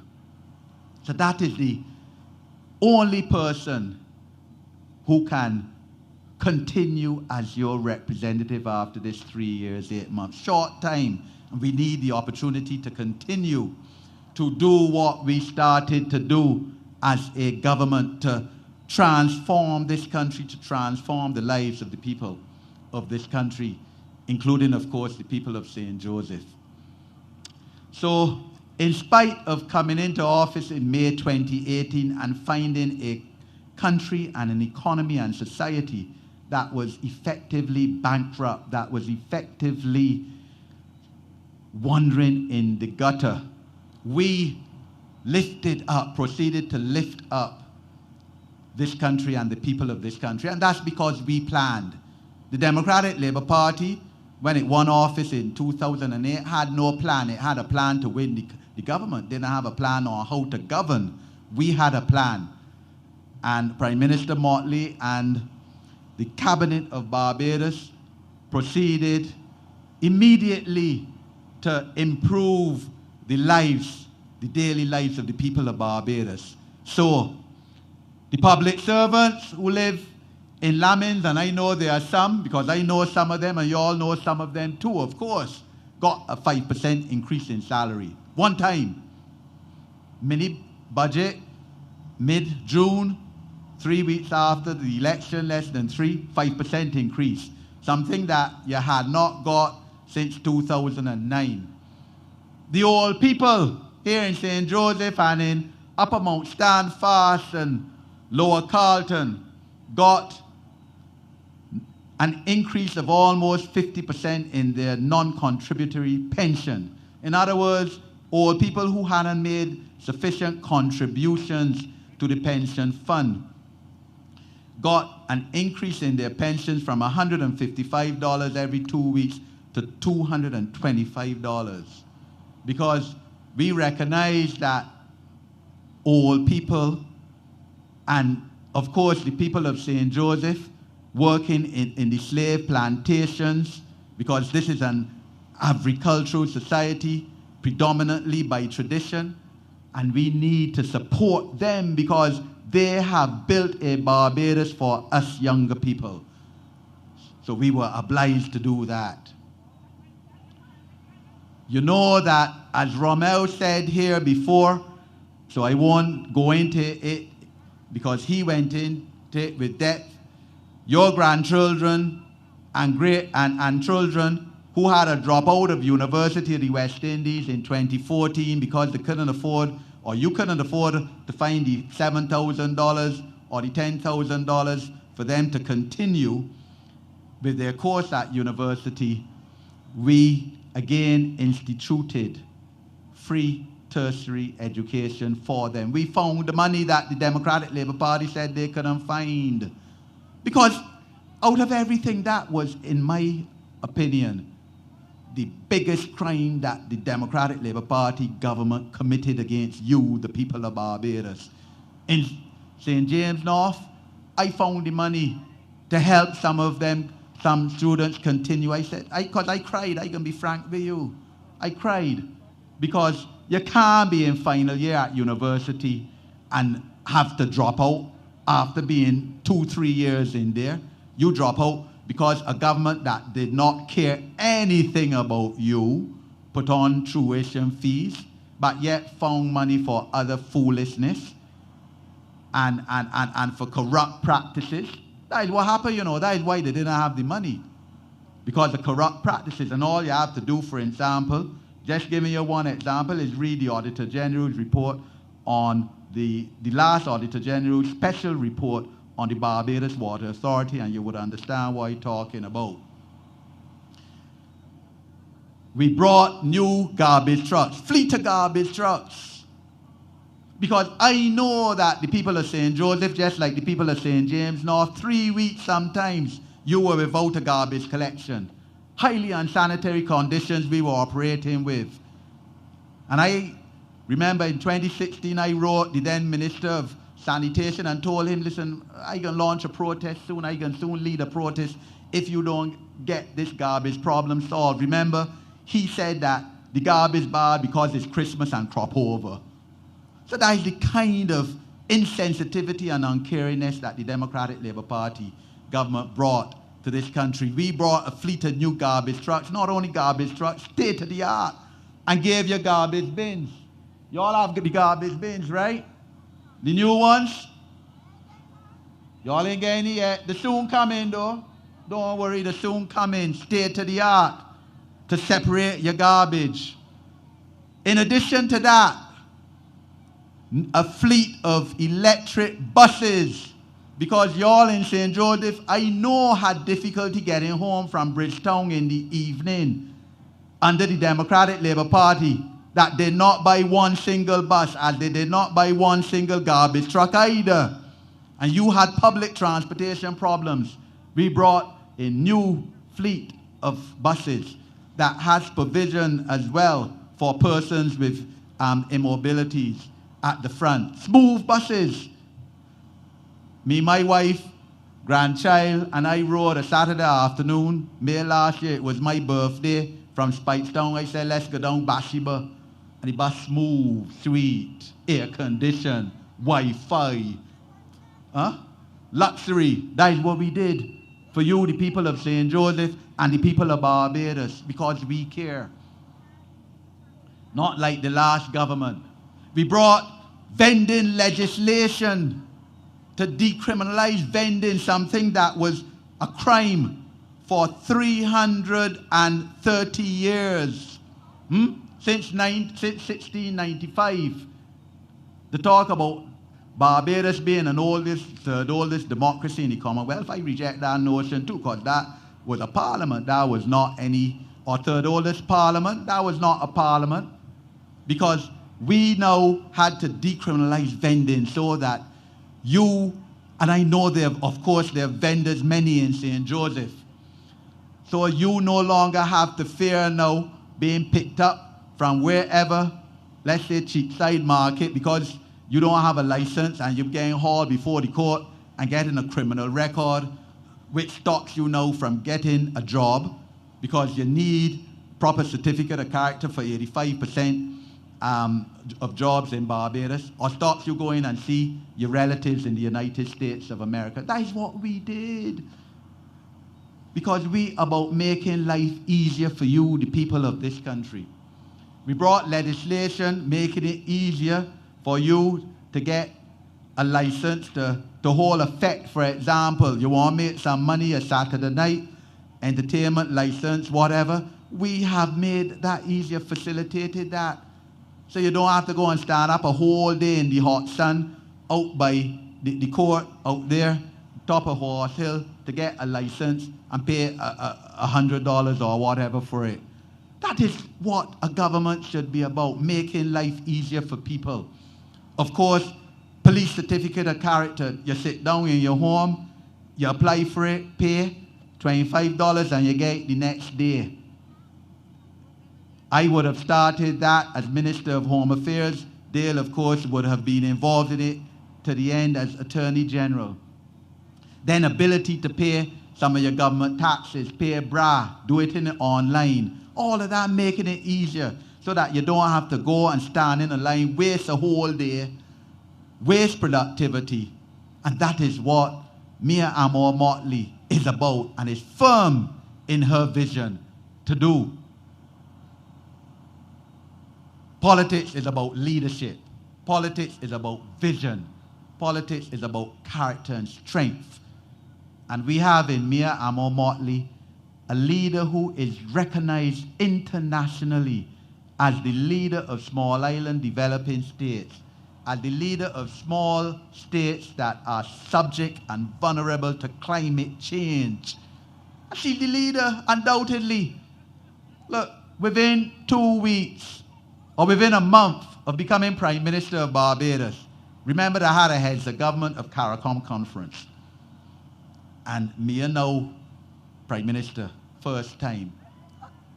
And I mean, look, facts is facts, right? Mia dominated that CARICOM conference with a lot of older heads of government there. And you see how every time she goes and speaks in an international forum, whether it's United Nations, whether it's Geneva, whether it's COP26 the other day in Scotland, she's highly acclaimed because of her intellect, the clarity of her vision, her articulation of the problems, and of her being able to devise solutions to global problems, international problems, which affect our region, which affect our country. We don't need to experiment at this time. We don't need to be rolling the dice and gambling on uncertainties. We are at a critical stage of the life of this country. We're still in the midst of a global pandemic. We have lost tremendously in this country over 2 years in terms of our economic activity. We have lost by our children and our grandchildren being physically out of school for the better part of 2 years because of this global pandemic, which had nothing to do with this Barbados government, nothing to do with us at all. We didn't start it. We need to get our children back in school because perhaps the worst aspect of this pandemic has been the fact that our children have not been able to go to school here, Lammings School. What school start today, I think? Today, right? Yeah? Children online still. I mean, some people who I checked in with in my constituency still having to help the children with online classes when the children should be here at school running about, playing around, building character, teamwork, socializing, mixing with the friends. We don't have to experiment. We are doing our best as a country, as a government. You heard Rommel. Rommel was parliamentary secretary, or is parliamentary secretary, sorry, at the Ministry of Education. We have in our manifesto as well the commitment to reform our educational system, because we have not had educational curriculum reform for 20 years now, since Mia was Minister of Education. So we need to reform our educational system. In many ways, it's now become outdated. It's not fit for purpose of the children of Trimareza or the children of Sign Hill. So we need to, of course, be in a position to foster critical thinking among our children, problem solving. So you know that if, for example, somebody inadvertently stamp your toe as a child, you don't go out, beat them and fight up and cuss. Are there ways to resolve matters without that? So we have to teach our children that. Ability to teamwork. That is what we're about. That is what our manifesto speaks about doing. Our manifesto also speaks about housing. A primary problem, one of the three main, in my opinion, social problems in our country is the ability or the so far inability to provide sufficient housing solutions for anywhere near the amount of persons who desire a house, to desire ownership of a piece of the rock, as everyone in this country is entitled to. So this tradition that you had 20,000 and 30,000 applications before the National Housing Corporation for 10, 15 years has to be defeated. It has to be removed from the circumstances of Barbados. And we've started in association as a government with the Hope Inc. to build houses across Barbados.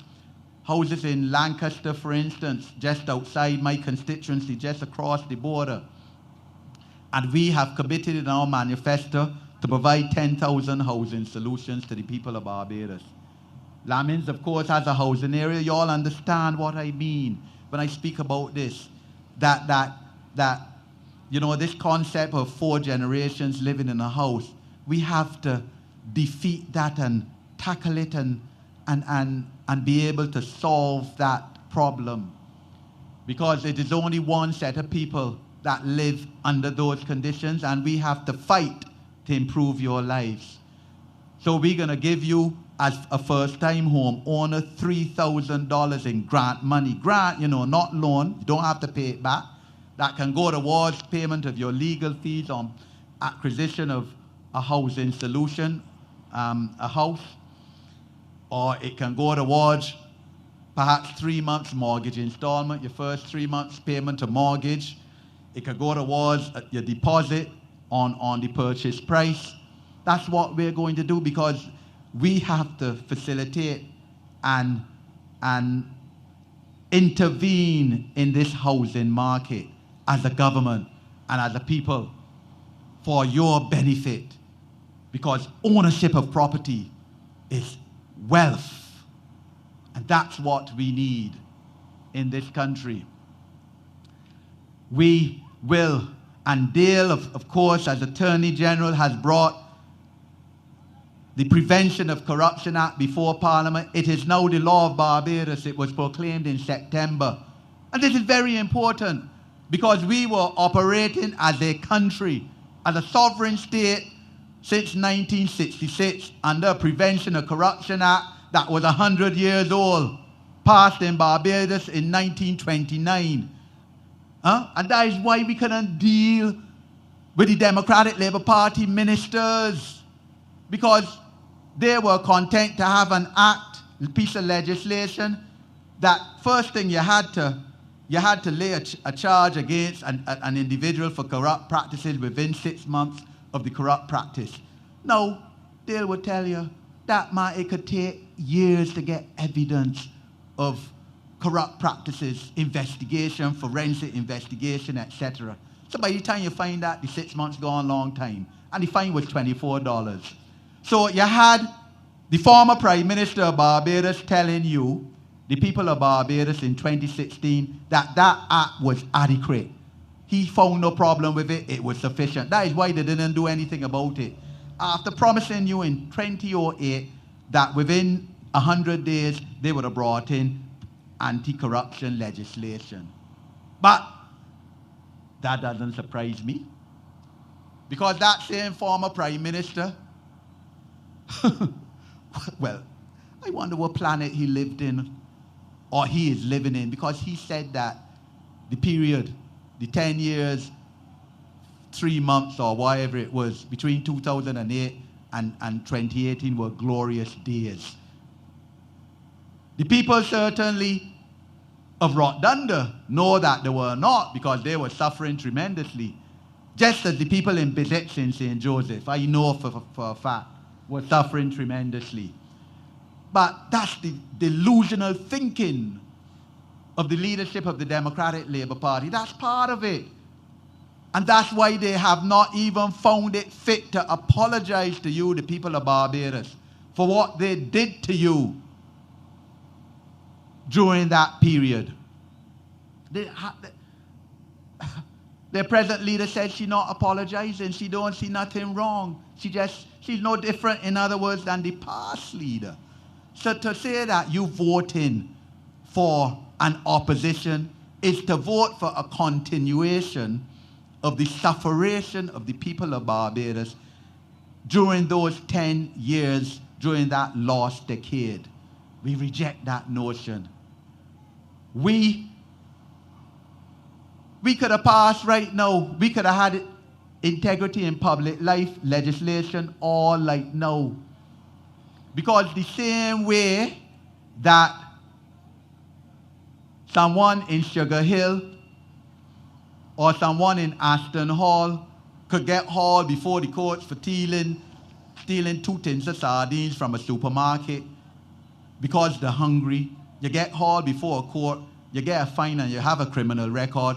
Don't you feel that individuals who, before they become a cabinet minister, you know that their way of life, that they're struggling, they owe the car company, they owe the mortgage, the checks bouncing, but suddenly after 3-4 years as a cabinet minister, you see them driving 5 Series BMWs costing $400,000, and you see them living in big mansions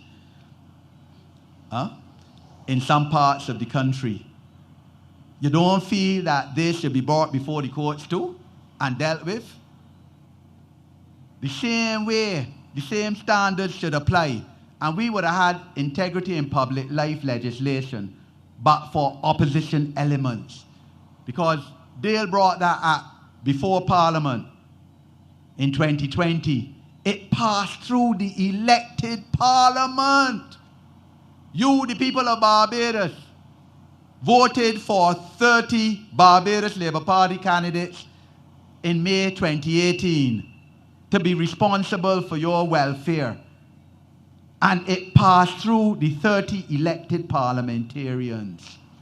But when it reached now the unelected parliament, nobody vote for them. Nobody vote for them. But the bill needed a 2/3 majority because it's a constitutional change. So you needed 14 in the unelected parliament, the Senate, to vote for it. And you know, opposition elements in there kill the bill. You would have to ask why.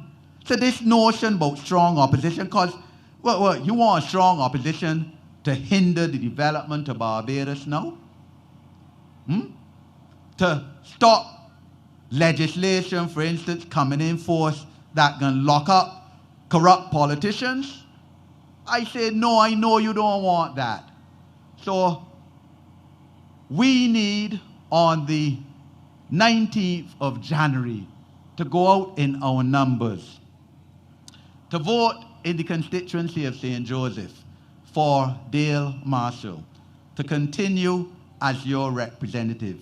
He has been a tremendous representative of this constituency. I know that this constituency has had issues in terms of water, just like how my constituency has had issues in terms of roads and other things. But we will do our best to resolve them. I know that they've started to resolve the issues of water in St. Joseph.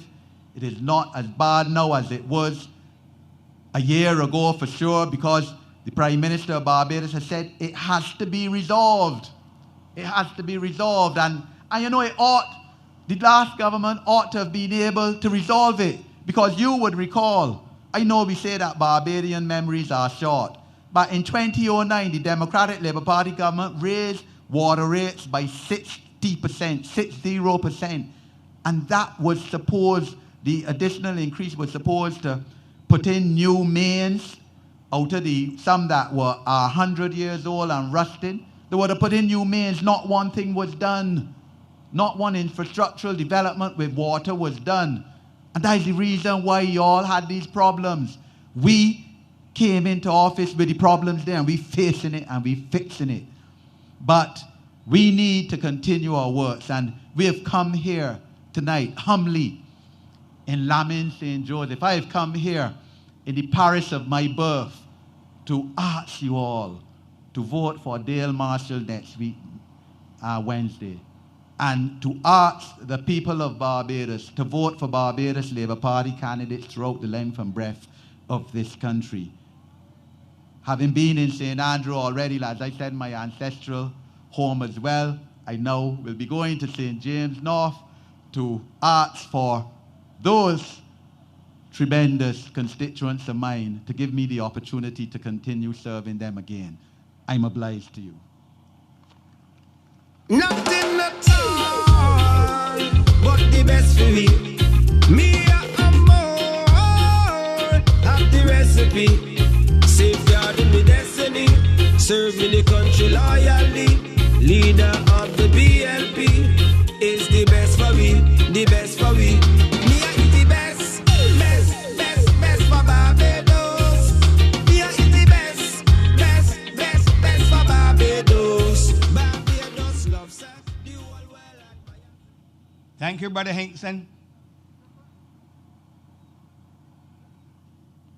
You know, wherever I go in this constituency, where we doing our canvassing, you know, you but one or two people, them especially, who are saying that Dale Marshall hasn't done anything for the constituency. And sometimes I wonder if these people are mad. Because Dale has built that civic center, a whole complex at Cameron Hall. He didn't get the chance to finish it or to open it, but he built that. That was constructed under Dale Marshall. Dale also went to Prout and started a pavilion. Well, the Barbados Labour Party lose the government, and the Democratic Labour Party leave it to rot. Nothing that Dale started or anything that was to be done in St. Joseph between 2008 and 2018, the Democratic Labour Party didn't do anything. Now I hear people complaining about roads. Yes, we understand the roads. We got some bad roads. But if you got a house, and it rotten and you don't put on some boards when it quick, it can fall on you. So I don't understand it. Ladies and gentlemen, we have our Prime Minister here. She is well loved all over the world. Don't care where our Prime Minister goes, she's well respected. She's wanted by every TV station throughout the world. Ladies, she's a gem of a lady. A gem of a lady. Barbados is rising again. Barbados is shining again under the Prime Minister. Barbados is moving forward under a more motley.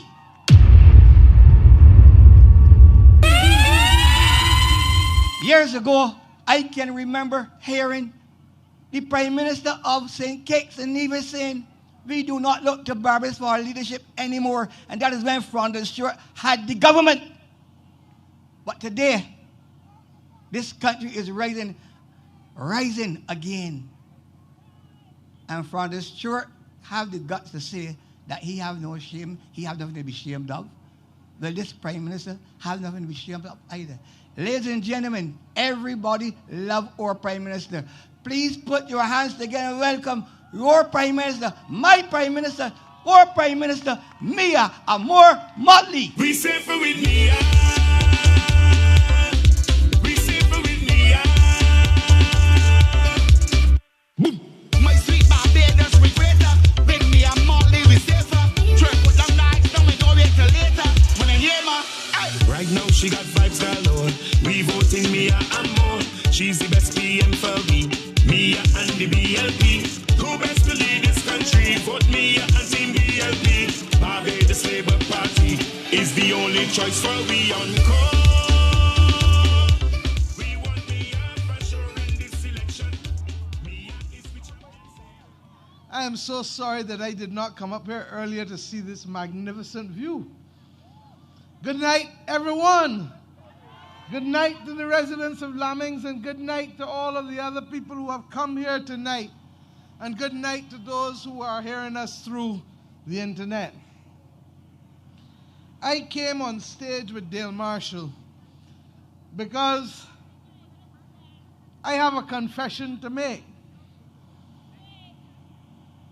Over the course of the last 3.5 years, there has been no one who I have had to rely on more to keep Barbados safe than Dale Marshall.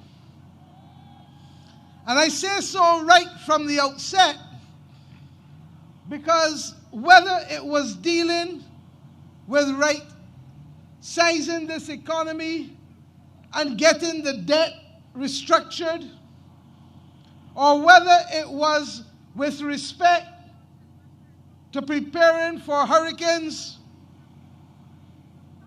or whether it was with respect to dealing with the pandemic and the directives every 2 weeks, every aspect of it, Dale Marshall has been by my side every single step of the way. And I have come, therefore, to St. Joseph to say first and foremost, thank you, St. Joseph, for having given me Dale Marshall on the last occasion. But I come equally, too, to ask you to give me Dale Marshall again, not just because we want him, but because the country needs him. Dale has a work ethic that is second to none in this country. And it matters not what time of day or night that I call him. He has never said to me, Mia, I can't do it. Prime Minister, I ain't able to do it. He has said, I will get back to you in X time or Y time or Z time. And without fail, Dale gets back to me and we put things together and we have been able to solve matters that might otherwise put this country in grave difficulty. But if that were the only reason, you might say to me, well, you can find another way to get him there. But it isn't.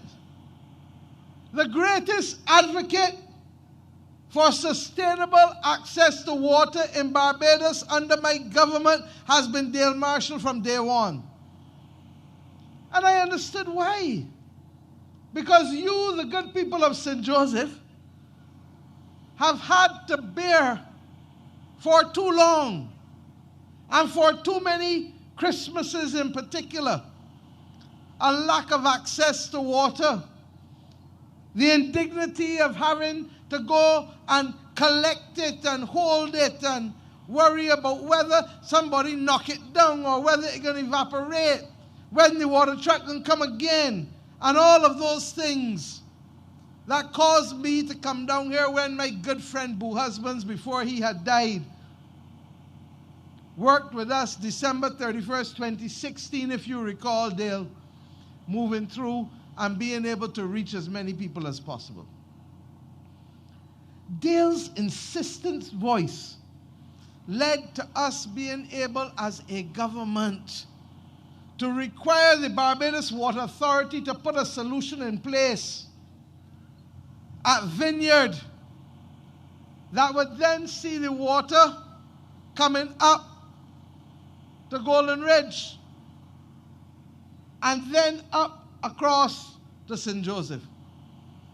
It wasn't the only solution, but it has been a critical solution such that you guys just came through a Christmas with access to running water for the first time in years.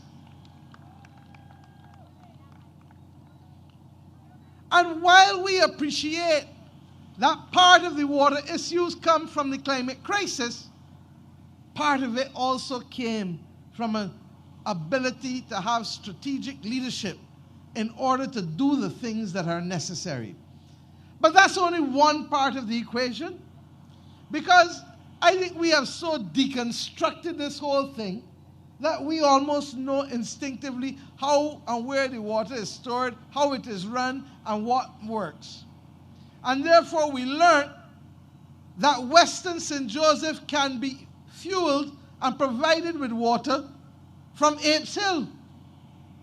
And as a result, new tanks going in there in order to be able to ensure that we have water coming at you from Golden Ridge and from Apes Hill in order to make sure that there is a continuous and reliable supply. But it wasn't only on that. Dale was one of the ones who agitated for the government to expand the fleet of water trucks. The last government had 10 water trucks. We now have, I believe, it's either 35 or 38 water trucks available in this country to bring water to people when they need it. Recognizing that with the best will in the world, when we go into a climate crisis, one of the consequences is the absence of groundwater, not just in Barbados, but across the globe.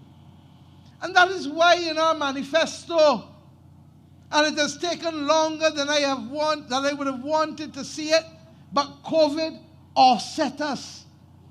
I am frightened to tell you that. COVID offset us. But we want a range of measures that will give each and every house around here resilience, that will allow you to have water-saving devices in your showers, water-saving toilets, and water-saving devices in all of your sinks.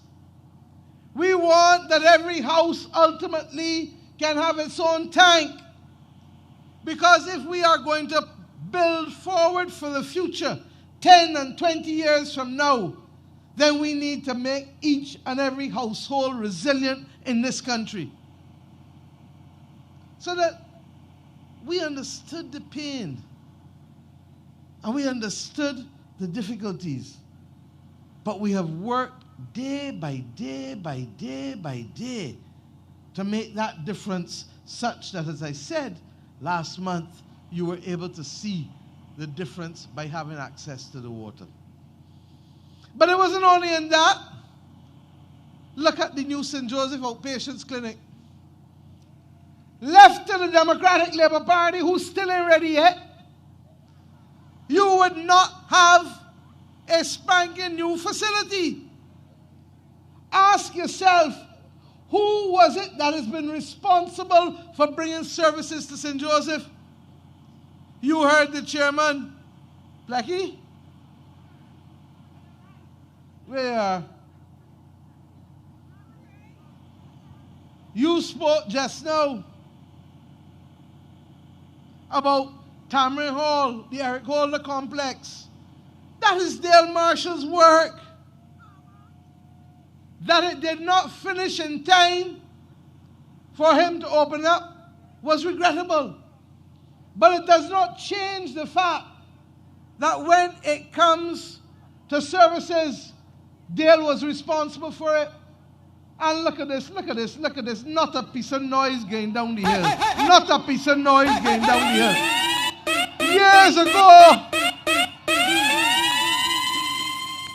Years ago, in fact, not even so long, the last election, if you could have get one down here, which you couldn't,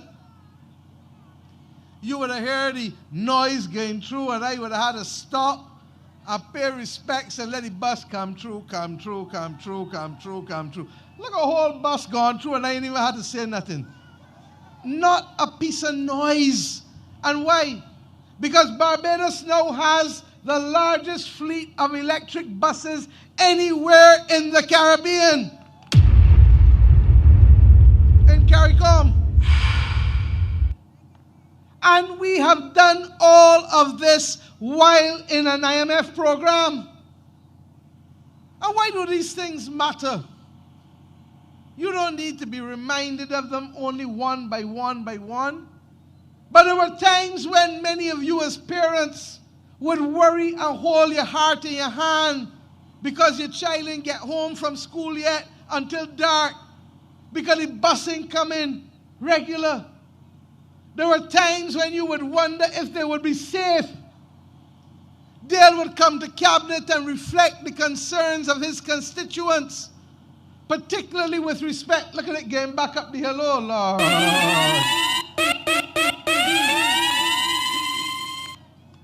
He would come to cabinet and reflect the concerns of many of you.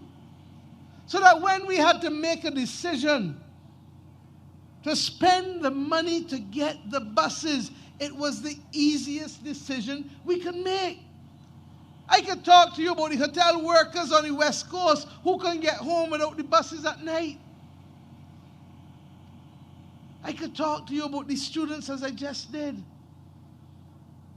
And when that was not enough, the same thing with the garbage trucks.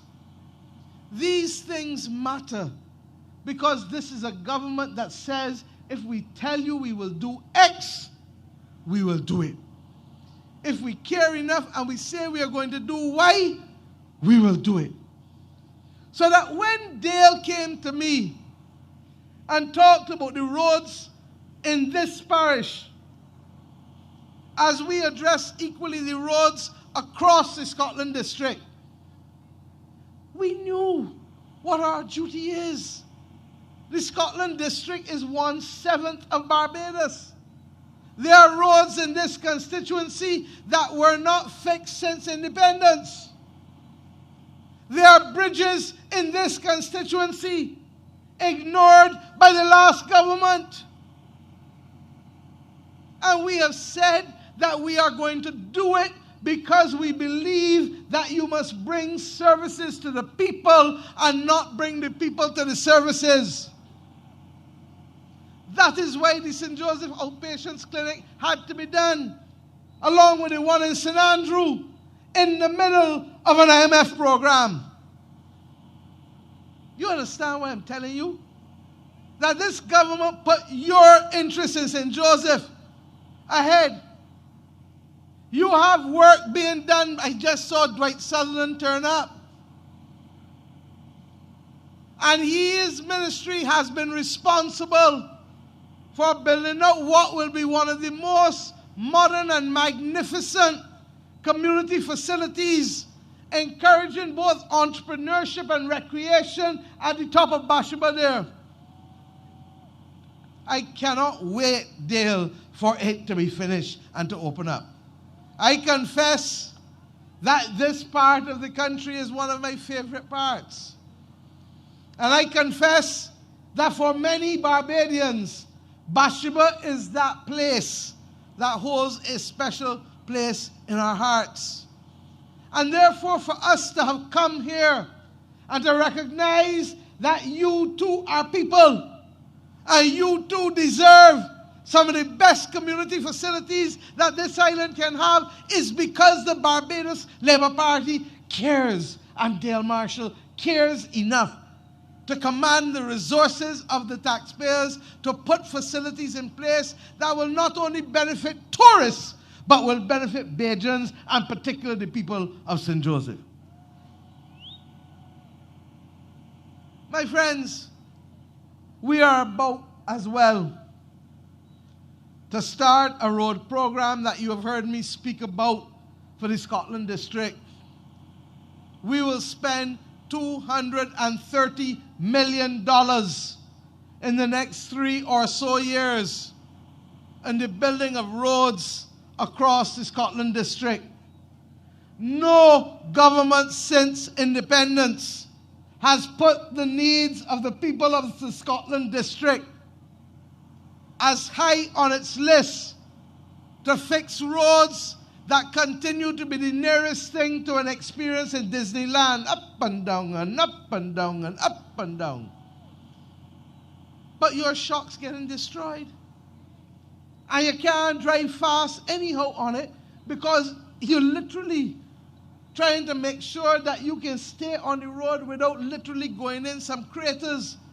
And it is largely because of the underground water and the shifting, the erosion of the land and the shifting of the earth.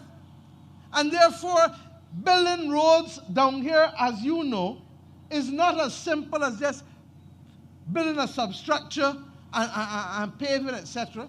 We've got to build the gabions to stabilize. And it was against that backdrop, Dale will tell you, that he, Ian Goodinedgel, and myself sat down and agreed to have a special gabion construction team, because you're going to have to reinforce so much of the Scotland District with the lands, and the gabions are critical. So at the very time when people were telling us, and I hear David Eswick talking about these jobs and these things that shouldn't be necessary, we say it was necessary. You have COVID coming, over 40,000 people lose their jobs, and you're going to tell me that the government of Barbados is going to stand up and let people suck salt and don't work in this country where we can help? That's why we put the elderly support program in place. That's why we put the primary school monitors in place. That's why we put the COVID monitoring unit in place. And that's why we also put the gabion construction team in place. Because it is our determination. Look at the work done by Santia Bradshaw at Grantley Adams School. Grantley Adams School was looking like a hot mess when we came in. And not only has she started to repair it, but she then made sure that murals were done to be able to elevate how people felt about themselves going into the schools. The house spots that Dale is bringing. Dale, I ain't talking your whole speech, but I really got to big it up, because in these 3.5 years, you have done more in St. Joseph than has been done at any other single parliamentary term in the history of this country since independence was done. It's a fact. It is a fact. And you, the people of St. Joseph, should be proud, because with your continued confidence in him, I know that you will continue to be the beneficiary with respect to all that is being done. And what have you had from others instead? People taking pot shots. People talking foolishness as if all you want is entertainment. You want substantive services. And I say all the time, the difference between the Democratic Labour Party and the Barbados Labour Party in good times, because you don't know who this group of fellas are now, in good times, is that the Dems believe in centralizing and carrying everything to town, and the Labour Party believes in decentralizing and leaving the services with the people. And that is what you have seen us do. We have walked the walk and not just talk the talk. And therefore, I have come to St. Joseph tonight with a simple request. I, Mia Motley, have come with a simple request. I need Dale Marshall back on board in order to help us keep Barbados safe.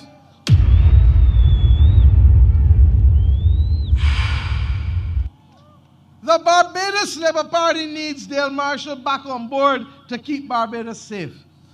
And I dare say Barbados needs Dale Marshall back on board to keep Barbados safe. Hey, hey, hey, hey!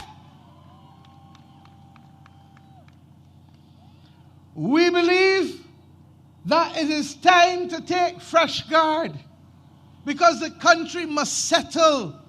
And all of the politics that was running about for the last 7-8 months, to the point where you couldn't get things done in your interests. We need to move forward. You're not going to get everybody agreeing, but the majority of Barbados needs to settle because we have big challenges to fight, not just at the community level like you know with these roads,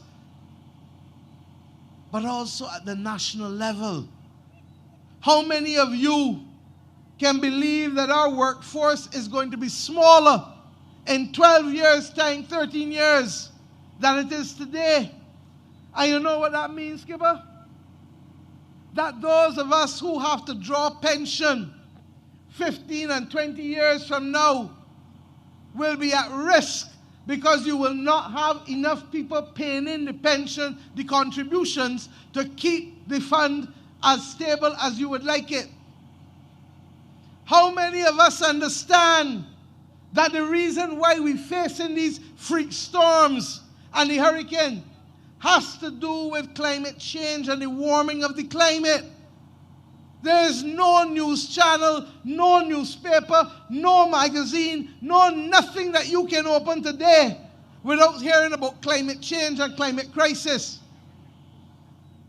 And if we don't start to adapt and to protect, to deal with the roofs, to stop people from building flat roofs, and to change back to the old gables and the hip roofs so that your roof can remain on. Look, those roofs are good. That one there behind there. That one there. But when we start going with only the flat roofs, they can peel off like a sweetie paper. And the government has a program called Roofs to Reefs that is intended to transform this country in the next decade because we simply do not have any other choice. That is why we're going to open up a green investment bank, because many of you may have to also borrow at cheap prices in order to prepare yourself for the worst. And what you have instead is a bunch of people running about talking about who got this and who ain't do this and who like this and who ain't like that, rather than preparing you and protecting you for the future. I say, them men ready yet.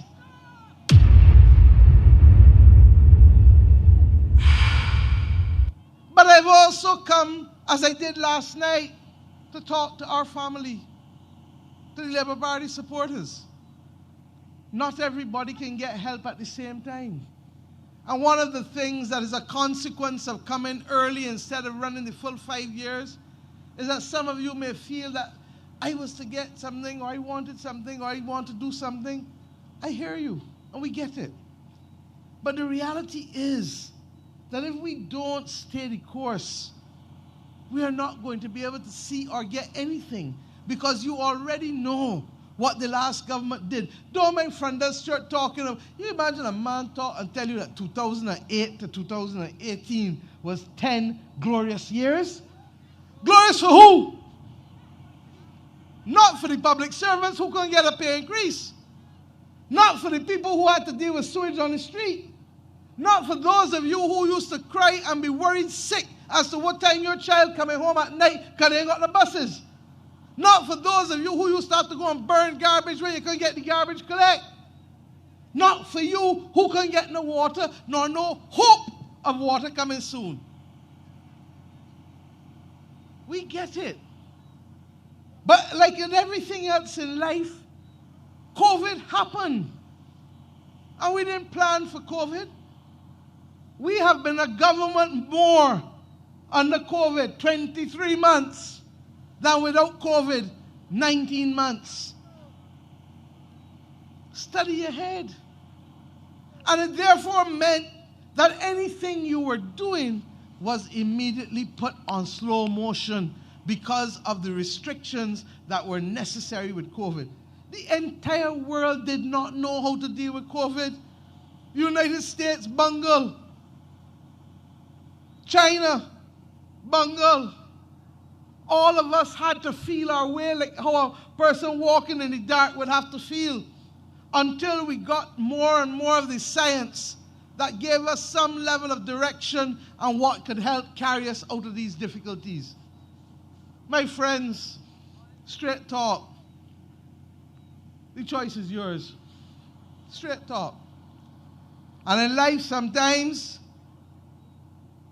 when you got choices to make, the first thing you got to do is to accept that you got to live with the consequences of the choices. All who feel that we safe already and never see a ballot box open yet with a vote in it.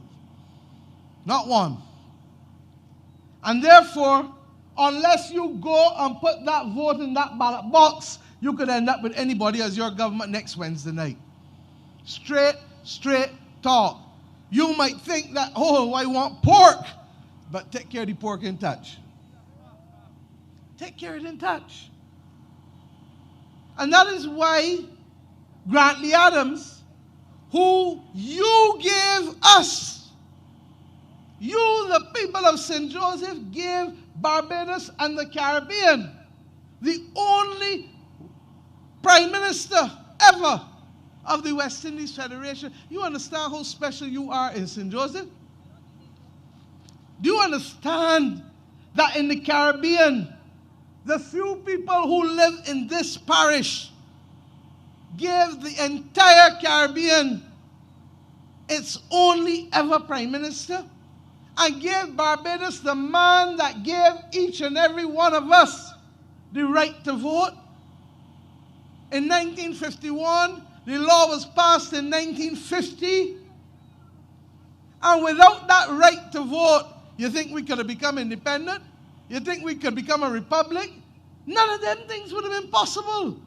And that is why you hear me all the time refer to Grantley Adams as the father of democracy and Errol Barrow as the father of independence.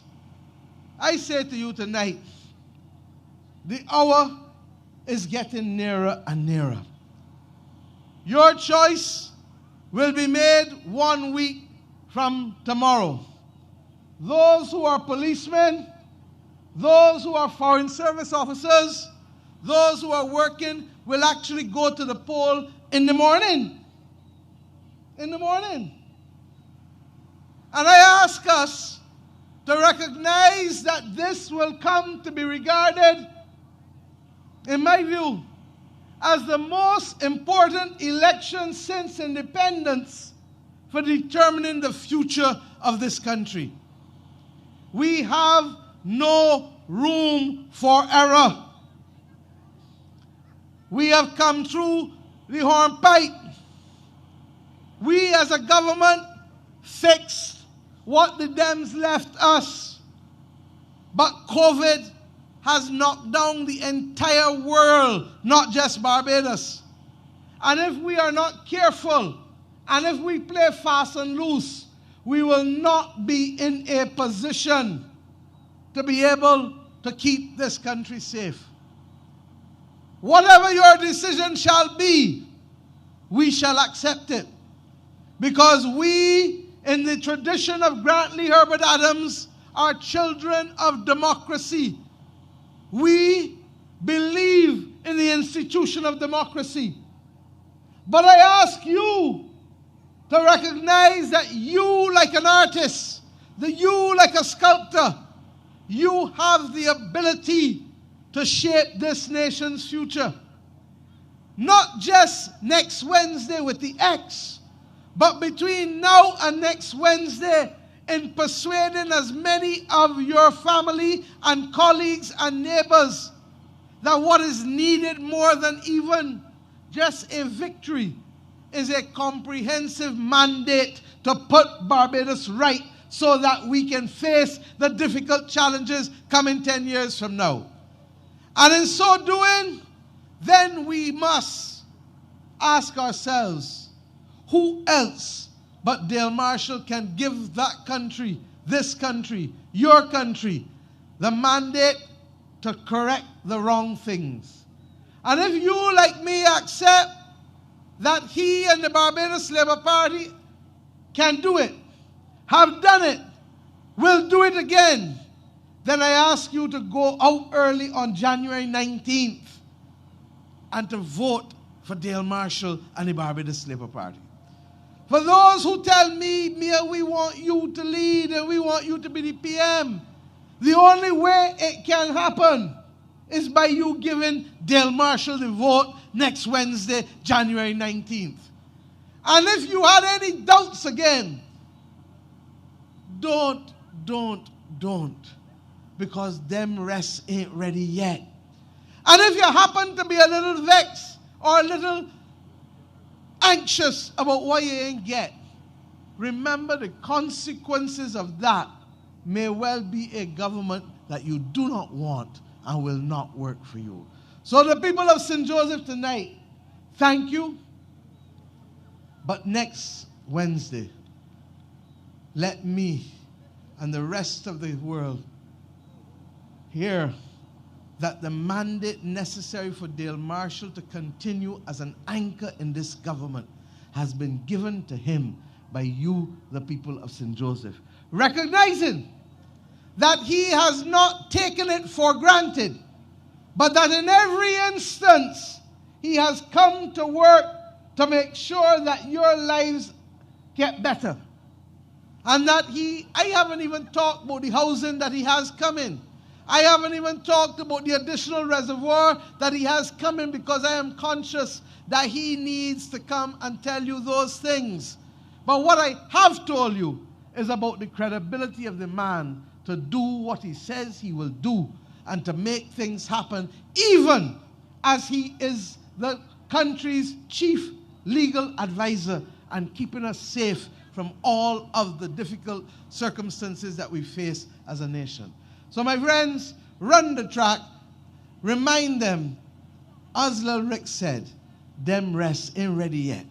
But that with your vote and with the confidence expressed to the Barbados Labour Party, the people of St. Joseph shall continue to see improvements day by day, week by week, and year by year. None more visible, none more important perhaps than the resolution of the issue of access to water to the people of this parish. Thank you, good night, and God bless. Don't stand for man, play that you vex. Get out there and give me get the X. Cause you know BLP is the best. BLP. If you love Barbados as bad as me, vote for BLP. Me and the team BLP. Vote for BLP. You want the best for this country. Vote for BLP. Barbados Labour Party is for we. Vote for BLP. Them rest ain't ready. Them rest ain't ready. I voted for BLP. Them rest ain't ready. Me and the BLP.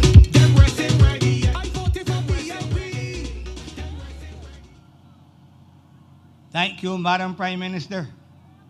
Family, how you feeling? Can't hear you. How you feeling? Good. Now, I like what Jonathan Lewis says on the platform at night. People say they don't see Dale. But if you got an MP, and you put an MP in the House of Assembly, and he or she is driving up and down, you can see them every day. But at the end of the 5 years, you ain't get a road due. You ain't get a street light put in. You ain't getting a bush cut down so that the people will walk up and your daughter's going to come up and then they rape them. What kind of MP that could be? So when you're saying your MP, he's working for you. He's working for you. So don't mind them saying that they don't see him. We just see him when we want to see him. But as long as he's doing the work, we don't have to see him. Only yesterday, before I go any further, let me recognize my sweet cousin Paris. She is dear right-hand woman. Only yesterday, we went to Union Road to look at that road. And there's a guy who keep telling me all the time, whenever I go over there, I want the road fixed. We went there yesterday and he told me, well, I know they can get fixed when I dead. Well, he ain't dead yet, but today I'm certain MTW was up and they were working on that road. About 2 years ago, the Lammings new road over there that will take you over to the Seventh-day Adventist Church. Jerry came to me and told me, well, he got some cars over there and he wanted them moved. So I went to the people and I told the people, well, they didn't got no the cars because then the road is to be fixed. And a gentleman stand up and said, the road fixed what, man? I ain't dead and go along, that road ain't going to get fixed. But he ain't dead yet, but the road fixed. And I thank God to see that he ain't dead yet, but the road fixed. So his mouth is closed. So when they start, they don't do anything, we know that's a joke. But ladies and gentlemen, I know you come here to hear your Prime Minister. I know you come to hear your MP. Not to hear me, to hear your MP. Ladies and gentlemen, I want you to put your hands together and welcome the Attorney General, the MP for St. Joseph, Mr. Dale Marshall. We going with the BLP. We resting ready. Them in ready. Yeah, we going with the BLP. We resting ready. Them in ready. People smiling again, feeling proud again. 'Cause we rising. We rising. We shining again. Good things happening again. 'Cause we rising. I am so happy to be here. Let me wish you all a good night and a happy new year. It's not too late in January to wish you a happy new year. And the happiest of New Year's will come on January 19th when you have the opportunity to go to the polls and cast your vote for the Barbados Labour Party and to cast your vote for me as your representative. The last 3.5 years have gone by so quickly. I remember the first day on the job. Mia and I got sworn in at around 11 o'clock.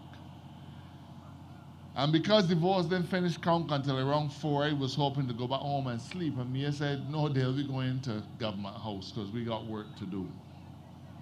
And we have been going flat out from then until now. From then until now. On Thursday, Cabinet will meet. Last Thursday, Cabinet met. I say that to say to you that even though each of us are in the throes of an election campaign, governing this country is still our first priority. Even though we are all fighting with our opponents and canvassing and debating, it is not lost on us that we are here to run this country, and even at a time when you would not expect Cabinet to be meeting, Cabinet is meeting. And not to make any secret deals, not to do any funny stuff. Cabinet is meeting and has met to deal with the central issues that affect Barbadians. And you know, the most amusing thing that I've seen in weeks was when the sleeping giant woke up, a man named Frondell Stewart. And Frondell Stewart, I'm sure you've seen the video, Frondell Stewart, the honorable former Prime Minister as he was, went to a meeting in St. Michael and said that nobody can ask him to apologize for anything that happened between 2008 and 2018. And what is most remarkable is that he said that it was a glorious time. I believe that some of you will have seen it. He said it was a glorious time. And as we get closer to the 19th of January, I want you for a moment to think about how glorious a time it could have been. Because as far as I remember, during the term 2008 to 2018, that 10 years, your son and daughter had to pay university fees, but yet still he says it was a glorious time. We in Lammings and Sugar Hill and Blackmans could not get a bus, but he said that it was a glorious time. The sewage was running and befouling our streets, but he said that it was a glorious time. And you in Lammings could not get water. I wonder what was so glorious about that. And the long litany of woes would take me 20 minutes to a half an hour. I would take my entire allocation of time to outline to you all of the dreadful things that we had to endure in St. Joseph and across Barbados. But yet still the Prime Minister is so, the former Prime Minister, it's so insulting to us that he would say, he would characterize, he would seek to revise history and say that they were glorious times. Only a few years ago, Christmas, Plecky, Christmas of 2015, 2016, the people of this constituency had not a drop of water. It brought tears to my eyes to see individuals having to leave their homes and go elsewhere to prepare a Christmas meal for their family. They had no water to wash the dishes. They had no water to do anything. But yet still it was a glorious time. If that was a glorious time, then I have to say that we must have died and gone to heaven. Now, he can feel and he can express his emotion how he wishes. But he was closeted in a narrow court, living a comfortable life. And he didn't get to feel any of the hardships that you felt, any of the hardships that you endured. But since 2018, you have had a government that looks at every single aspect of your life and tries to influence it for the better. What he considered to have been a glorious time, we consider to have been the snuffing out of the future of our young people. And we've set about systematically to turn around everything that they have imposed on us. We got rid of a myriad of taxes. We have reinstituted free education at the university. The people in St. Joseph have running water in their taps. And I know, Lammings, that we haven't got it quite perfect yet. We haven't got it quite perfect yet because there are some days I know when you turn on the taps and the pressure is a little low. But today you are getting water and not satisfied with that. You can see just there in Castle Grant that a construction of a new 1.5 million gallon reservoir is in progress. So even though we have made significant strides and have in effect solved the water problem, we are feeling that it is important that we should go the extra mile to make sure, to make doubly sure that the water problem is in fact fixed. And I know that you remember the mountains of garbage on the streets because I used to get the phone calls, Mr. AG, Mr. Marshall, sanitation didn't come through here for 3 or 4 weeks. we had to put skips in Lammings to collect garbage. Now the skip is here and it is virtually empty because our garbage collection is benefiting from the fact that we bought garbage trucks when the last administration said we couldn't buy any. And you have a bus service that you can be proud of when the last administration said that better could not be done. So in 3.5 years, you have had the benefit of an administration that has turned around every single negative. Everything that they said could not be done, we have done it. Everything that they said was not desirable for the people of Barbados, we have so oriented ourselves that the people of Barbados are benefiting now more than ever. I asked you to think about what our country would be like if the Democratic Labour Party were in government when we had COVID. And you've heard that said many times, and I'm not offering a new idea, but I'm simply asking you to reflect on what the last administration was likely to offer us if they were beset with COVID, because when they had economic difficulties, their solution was to send home people. Our solution was to hire people. And there are people in the constituency of St. Joseph, and there are people in Lammings and Sugar Hill and Paris Hill and Andrews Tenantry and surrounding areas. Instead of struggling, the government has said, we are going to give you a job so that you can keep your household in order, so that you can keep the head of your family above water. The last administration was in the habit of sending home.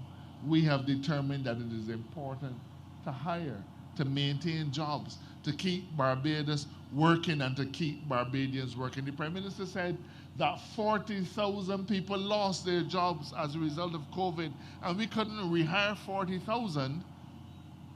But we have invested money in the hotel sector. We have given the private sector opportunities to do better so that they can rehire Barbadians. There's a big difference between a government that cares about its people and a former government that cared only about themselves. I am proud today, tonight, to be able to say to the people of this constituency that for the first time in over 10 years, St. Joseph is finally getting the attention that it deserved. I begged ministers of housing and the Democratic Labour Party to help us with our housing issues. I begged ministers of public works under the last administration to help us with our road and our infrastructure. But they operated from a selfish modality which said only if the seat was held by a Democratic Labour Party representative would they spend taxpayers' dollars, as if your taxpayers' dollars from St. Joseph had dirt on it. We've turned that around. And I'm so proud that the people of this constituency are benefiting in serious ways from serious investment by the government.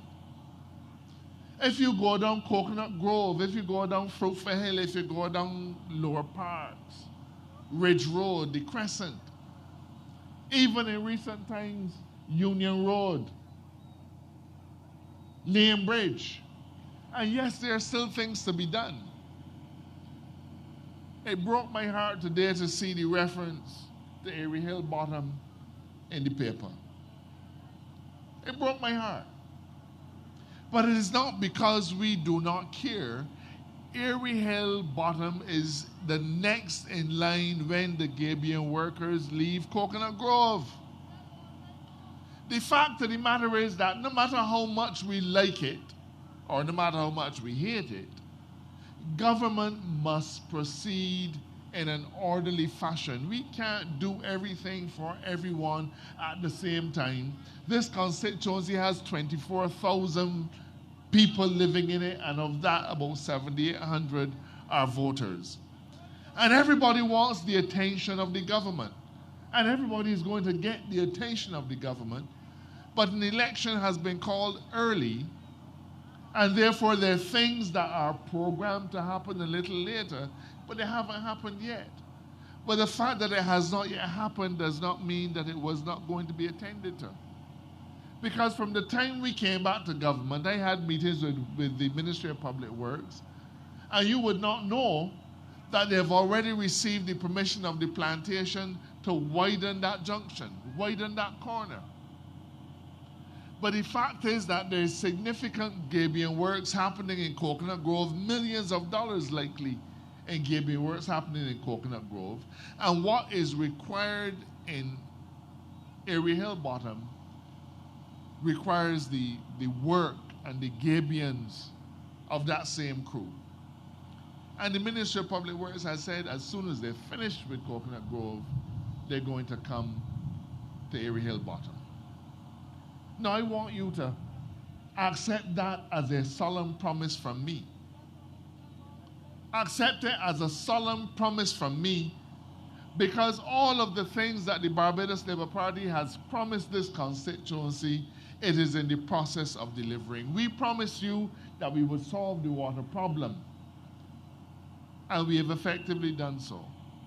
We promised you we would solve the garbage problem, and that has been attended to. The transport problem, that has been attended to.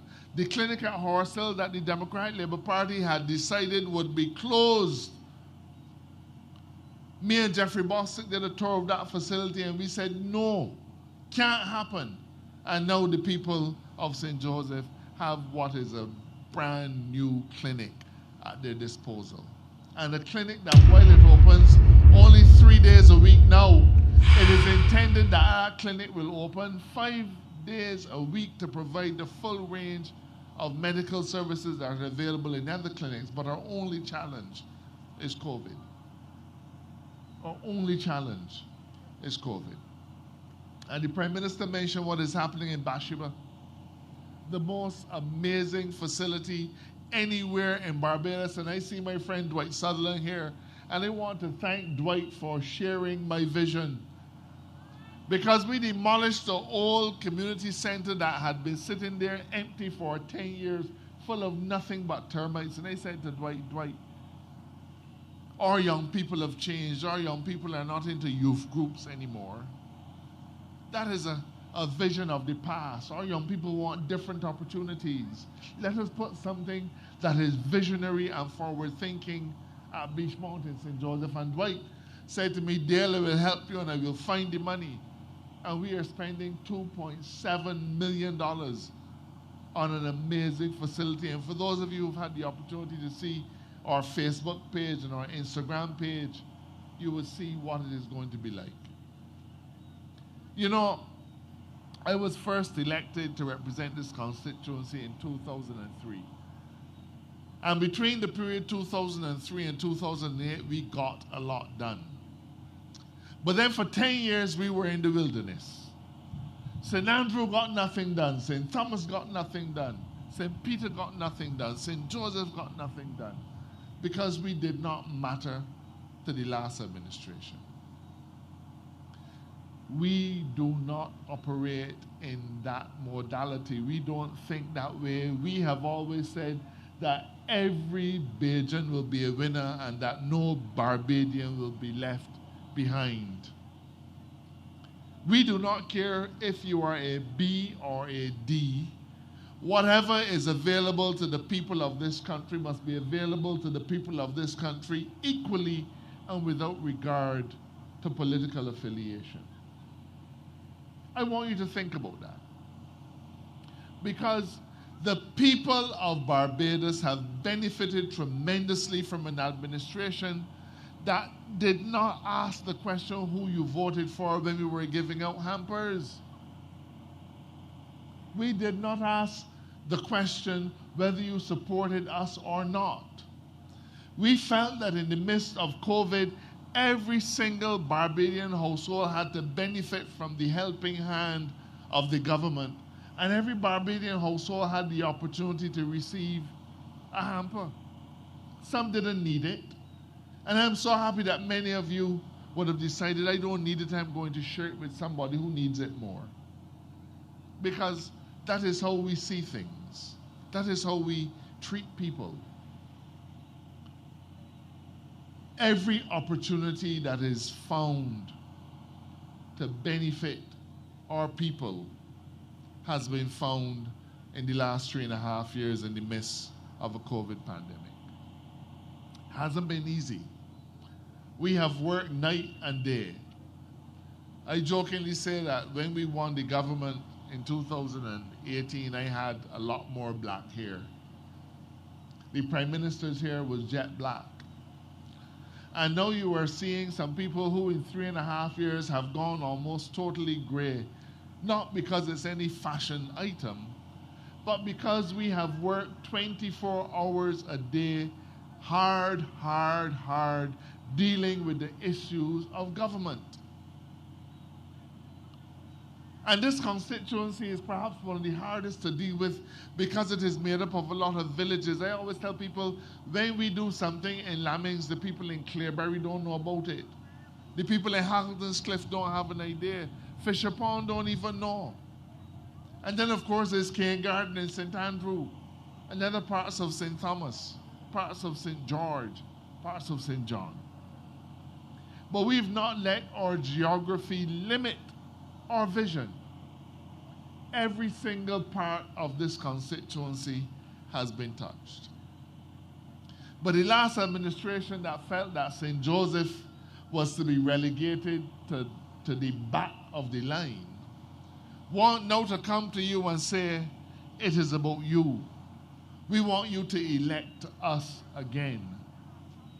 And they're trying a smart one of saying, we want you to vote for an opposition. I ask you, if you had to go to the hospital, would you not ask for the best surgeon that is available? Why would you ask for the second best surgeon? You would ask for the best surgeon.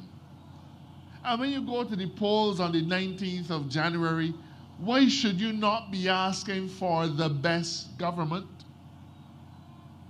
Why would you even begin to think of voting for the second best in the hope that the second best will be a good opposition? What you want is a good government. That's what you want. And I have to tell you that I think that this election is perhaps the most important election in decades. Because this is the election that will determine once and for all the future of our country in terms of what our priorities are in relation to things like energy, renewable energy, climate change, agriculture. All of these are things that have to be grappled with and you can't afford to dilly-dally with them. Decisions have to be made. And it isn't that we are brighter than anybody else. It is that we work harder than anybody else. I ask you, how would you feel electing a government in 2021 that takes you backwards to where we rescued you from? Because we understood clearly in 2018 that what we were embarked on was a rescue mission. We had to rescue Barbados. The Democratic Labour Party has come with nothing that is new. It is the same old things, but in new wineskins. But that is history. And Fronda Stewart tells you it was a glorious time because he wants to revise what history tells us. They want to take us backwards when the people of Barbados need to go forward. We've put out a manifesto that talks about the direction that we want to take Barbados in. And we've had many people downloaded it online and many people have asked for the hard copy. It is clear to us that the people of Barbados are awaiting a vision that coincides with what they want for the future. And we presented such a vision in 2008. But a lot about what we had said in 2008 has had to be changed because of COVID. It has had to be changed because of Hurricane Elsa. But what we do in difficult times is not to despair. What we do in difficult times is to gird up our loins and take Barbados higher. I cannot think of an administration, and I have been a part of the Oinatha administration. I've sat in opposition when the Dems were in power, and we are in government again. So I have traversed three sets of government. And I cannot say that any of them have had the interests of Barbados in the way in which this Barbados Labour Party, as it is constituted today, has. We've dealt with all of your basic needs. We've dealt with your higher needs. We've dealt with our education. We've dealt with your health care. Every single thing has been addressed. And at a time when we lost $600 million in revenue last year. The other people want to take you backwards, while the Barbados Labour Party wants to lift you up and take you forward. What does it mean for Lammings? There are a lot of young people here who are seeking economic opportunities. There are a lot of young people in this community who value tertiary education that they were deprived of under the last administration. There are young people here who value sporting opportunities. And they're the elderly for whom our NAS is important. They're the elderly for whom housing is important. Maintaining their health care, maintaining their pension. All of these are things that we are looking forward with. And I know that there are times when you will feel a little bit weary because every day there seems to be another challenge. But I want you to do what we do. We see these challenges as opportunities to do better and to excel. When COVID came, we prepared for it. And we may not have got everything perfectly right. We may not have even got everything right. But we excelled in handling COVID when the rest of the Caribbean couldn't do it. And when the storms came, as storms always come, when the freak storm came and Elsa came, we reflected on the fact that Hurricane Thomas came over a decade ago, but that today there's still houses that have not been fixed on Thomas. And we said, that will not be us. That will not be the Barbados Labour Party. That will not be this government. And today people are being rehoused. They're having their houses repaired. They're having new houses built for them in circumstances where we are still struggling in the throes of a pandemic. I ask you to come out next Wednesday, and in fact to come out tomorrow, and vote for me. I ask you to vote for the Barbados Labour Party. I ask you to vote for the leadership of Mia Motley, somebody who is recognized internationally as being perhaps the finest leader to have emerged from the Caribbean. I ask you not to be wooed, by the sweet talk of the other political parties, because they don't understand what governance is about. They're promising to remove land tax, promising to remove all kinds of taxes without even understanding what the impact of those things would be. Don't be wooed by it. We have 3.5 years of solid experience working night and day to benefit the people of this country. I hope that you will find that what we have done is worthy. I hope that you will find that the projects that we've embarked on, not just in St. Joseph, but all across Barbados, are the kinds of things that you want to identify with as a Barbadian living in the 21st century. I hope that you will feel comfortable on election day placing your X not just next to my name, but keeping always in your mind that you're not just voting for Dale Marshall, but that you're voting for the future of your country and how we are run as a modern Caribbean state. There are a lot of difficult decisions to be made. And I want to tell you that there's nobody else who is capable of making those decisions. We don't make them recklessly. We don't make them without studying the issues. We make them always, always with the people and the future of Barbados in mind. I thank you for coming out to Lammings. My friend Dwight Sutherland is going to come next to speak with you. I want you to give him your ear.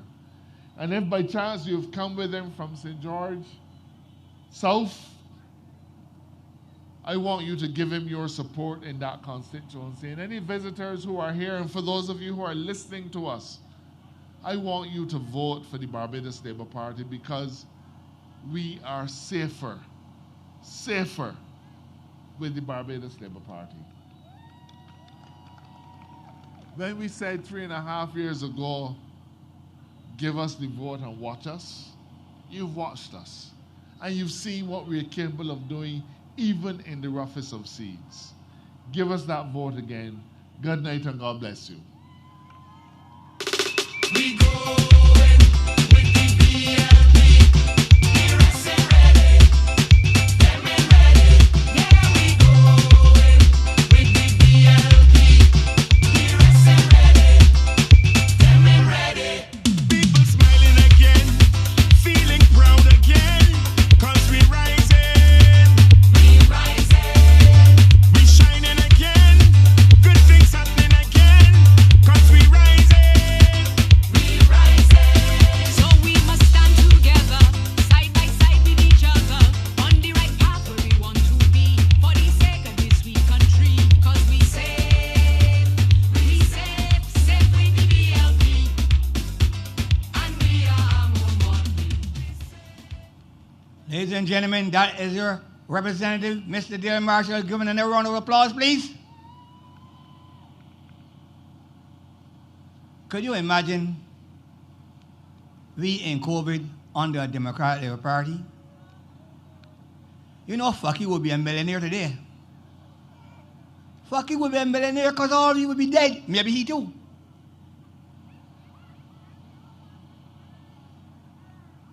In between 2008 and 2018, we had 22 downgrades. And from the show, said, well, that ain't nothing. COVID hit the world. Hit the world like a time bomb. People dead all over the place. And if we was under the Democratic Labour Party, I'm sure I wouldn't be here tonight start talking to you. But then again, we wouldn't got any elections because then everybody would be gone. Anyhow, ladies and gentlemen, it's getting late and we want to move on smartly. So I want to bring to you a very dynamic speaker. He's the candidate for St. George South and the minister responsible for youth and sports. Ladies and gentlemen, put your hands together and welcome Mr. Dwight Sutherland. We voted for me, I won't leave. We voted the BLP, Barbados Labour Party. And let me go along, active, the BLP, real active. We voted the Barbados Labour Party. Me, I won't leave, got everything sweet in the country. So no other party can trick me. Let me tell you something too, the BLP is safer for you.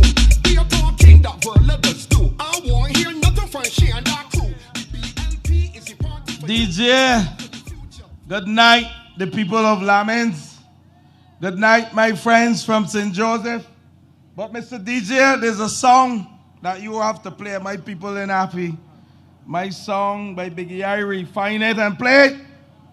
We can turn up in here between 10 and half 10. I only want half an hour to tell you what we have done in St. Joseph. So find it and play it. And stop me when you find it. Good night to the people of St. Joseph. You know, I feel honored being here in Lammings because your parliamentary representative has done so much for me. And I don't think I can repay him. I heard the Prime Minister tonight who spoke about Dale and the legislative agenda that he has executed over the last 3 years, 7 months. But Dale has been instrumental in my political tenure thus far, Dale spent his time, and Joseph Riley, I want to thank you in 2013 for solidifying Dwight Sutherland in that box in Drexel. I was young to politics. I didn't know much about canvassing. And St. Joseph posse came up 3 days before election, and they ensured that Dwight Sutherland did justice to the people of St. George South. And I want to thank you. Give St. Joseph a clap for that, man. When you find my song, you have to play it. But you say you ain't got it, no problem. I will accept that because I'm in St. Joseph.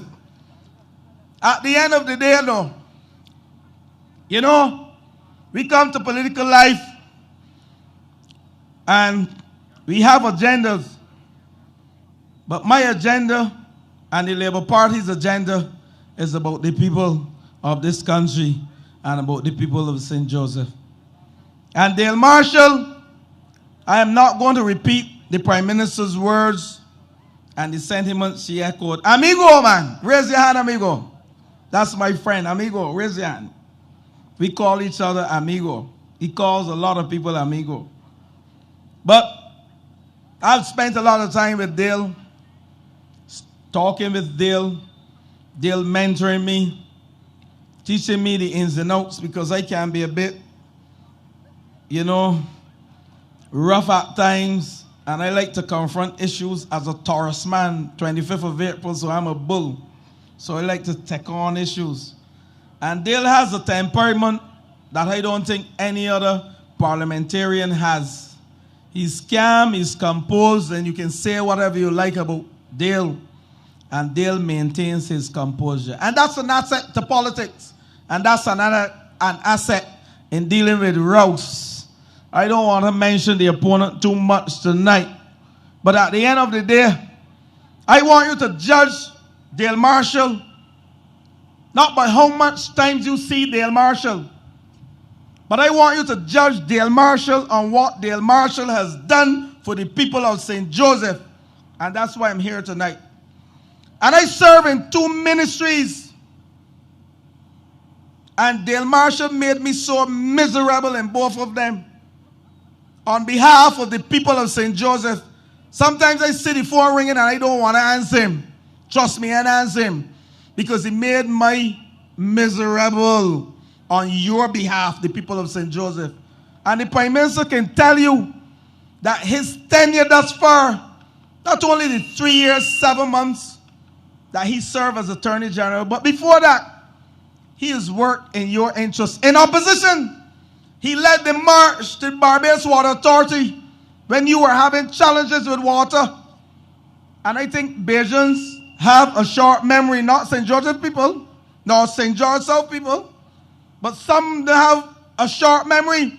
Because I remember Dale calling me and telling me to join him at Water Authority with the people of St. Joseph. He said, Dale, I ain't going. He said, Dwight, you have to go. You have no choice. He sounded like Luther Valerie Sutherland, who's 85 years old. He ain't so old. Sounded like my father. I got to come with him. And I went. And he had George Payne. I didn't show up early. And I got a cuttass from George. Excuse the language, sorry. This streaming, right? George Walton Payne, his father, ensured that I got there because St. Joseph people wanted representation in opposition. And we came to office with the same issues. And every Thursday and every Tuesday, Dale makes everybody miserable with respect to water. He even fight me for Bashi, but I can talk about that. Because he made me increase the cost. He said 2.7 million, but he forget it's 2.8 million, the Bathsheba facility. Dale is 2.8. And it started out at about 2.2. But every minute they'll want this for you and this for you and next for you. And I stand here tonight to say to the people, don't judge Dale on how much times you see him pass through Lammings. Judge Dale on what he has done for the people of Lammings. Judge Dale on what he has done for the people of St. Joseph. And I'm going to start in Bathsheba. He loves Bathsheba, we know. I go down there regular for him. I come Lammings to meet him too, don't worry.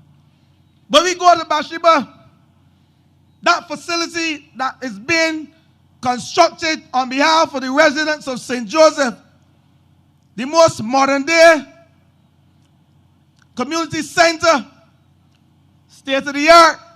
And Dale wanted his tea shop. Well, I might drink tea and some other things there because I told Dale I don't think he can spend more time than me at that facility. But the importance of that facility, $2.8 million. And yes, he said he made me miserable, and I told him I will build it. And it should open within the first quarter of this year. It is a facility to ensure that the many patrons who travel to Bathsheba daily and nightly have a place, a tourism product, a place for community development for young people. I want to end there tonight on the youth. The youth in Lammings must understand that this government is preparing Barbados for 50 years down the road, 100 years down the road. My son is 14 years old, and 50 years down the road, he'll be 64. You think I can prepare Barbados for him alone? I got to prepare Barbados for his children and your children. But that facility will be a tourism product and a community product. And it was built by yours truly for you, the people in St. Joseph, and it's state of the art. Dale, I want to thank you for the support you have given as the Attorney General. The many days of prodding to ensure that I push and I push and I push. And we ensured I ain't get involved in the tendering process, nor Dale ain't get involved in the tendering process. But we as a government believe that when we are building facilities in a community, members from within the community should have the first say in building these facilities. That's what we are about, empowering communities. Because you know what happens when that happens? A number of people get jobs across the landscape from St. Joseph. And that has happened, including Roma. She here tonight? Many people got jobs in Bathsheba. So I want to thank you, Dale, and thank the government for building that facility. It will open shortly in the first quarter. Now, if when I leave, when I ain't going to hear the other things that I have done on behalf of the people of St. Joseph, prodded by Dale Marshall. I came here one day, right here by the primary school. The principal here is my friend, Marlon Wilson. He taught my nephew's lessons and my son's lessons. Him and I played cricket for university together. We are friends for years. He ended up here as the principal. That ain't got nothing to do with me. But he ended up here. I came here one day.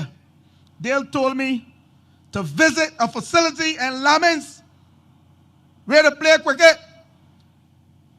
I said, Dale, you always confusing me. Stop confusing me. Stop it, man. He said, do it, you have to. I visited the facility. And Dale held his head down. You know how he's behaved? He hold his head down and he put his hand on his head. And he walked away. I ordered the closure of that facility forthwith. Because that's in a place to put citizens. And as Minister of Sports, we have created a drawing. We have, Dale, where are you going? Bring some for me. Bring some for me, Dale. Anything. Water, anything. We have prepared a drawing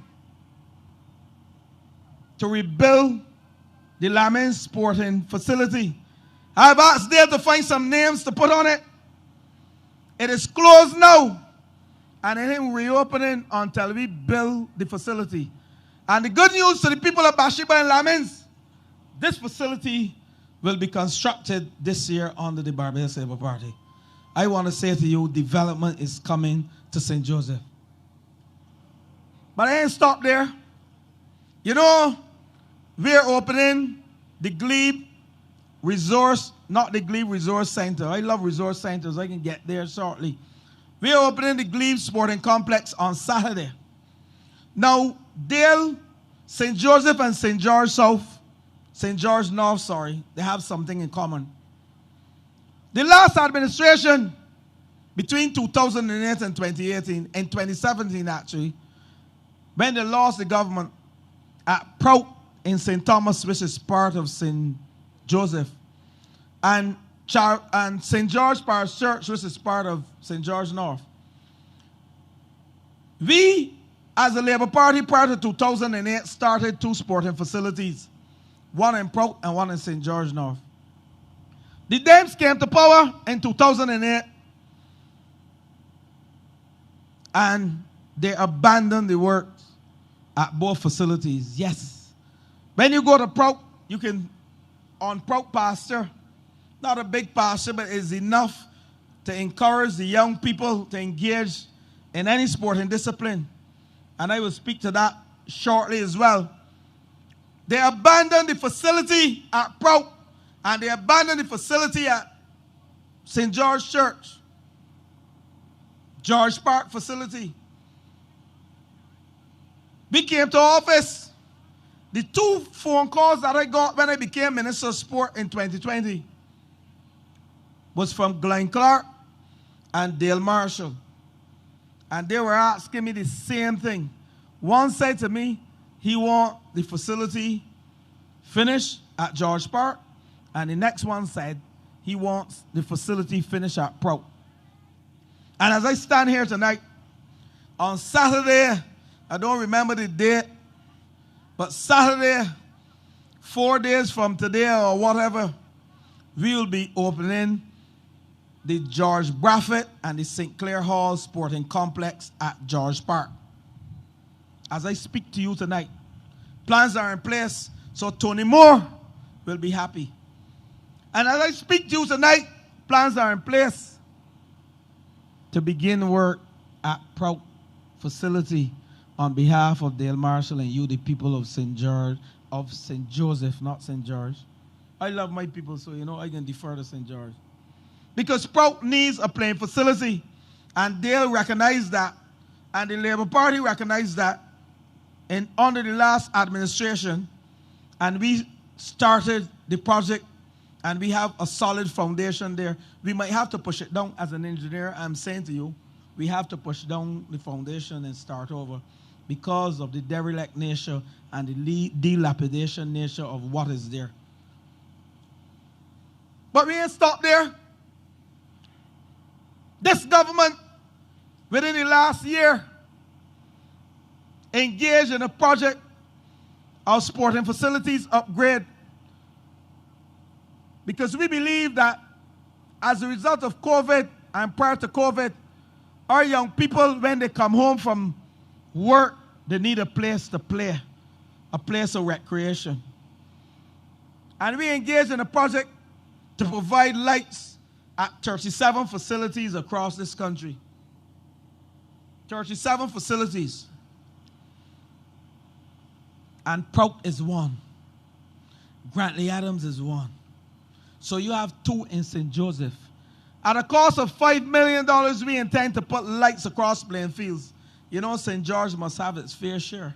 But we have gone across the entire length and breadth from Connelltown in St. Lucie, Ignatiusburg in St. Lucie, to King George V Memorial Park in St. Philip. Lowthers in Christchurch, which is St. Philip West. St. Michael, Queen's Park, a small field behind Zephyr's called Marshall Parkinson Field.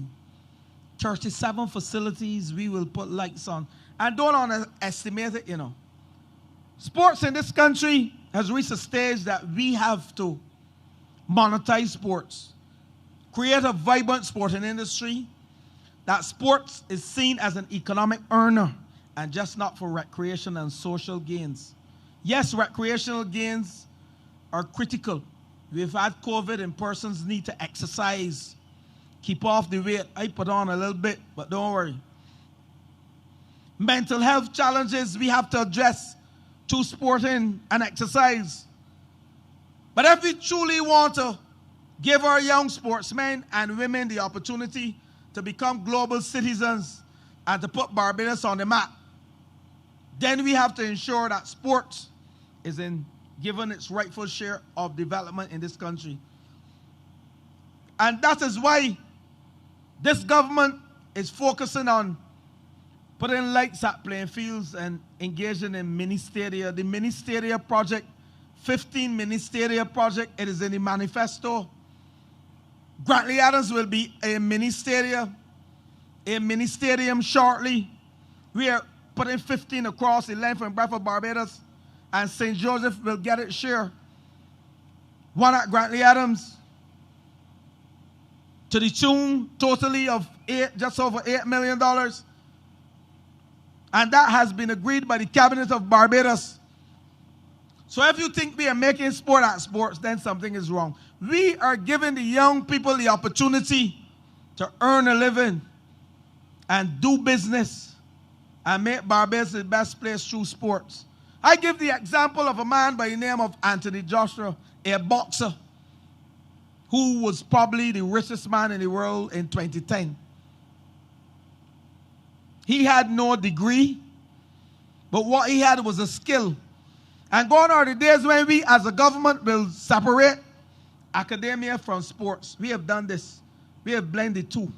We are telling our young boys and girls that you can go to school and learn and become a world-class sportsman and a sportswoman and earn a living.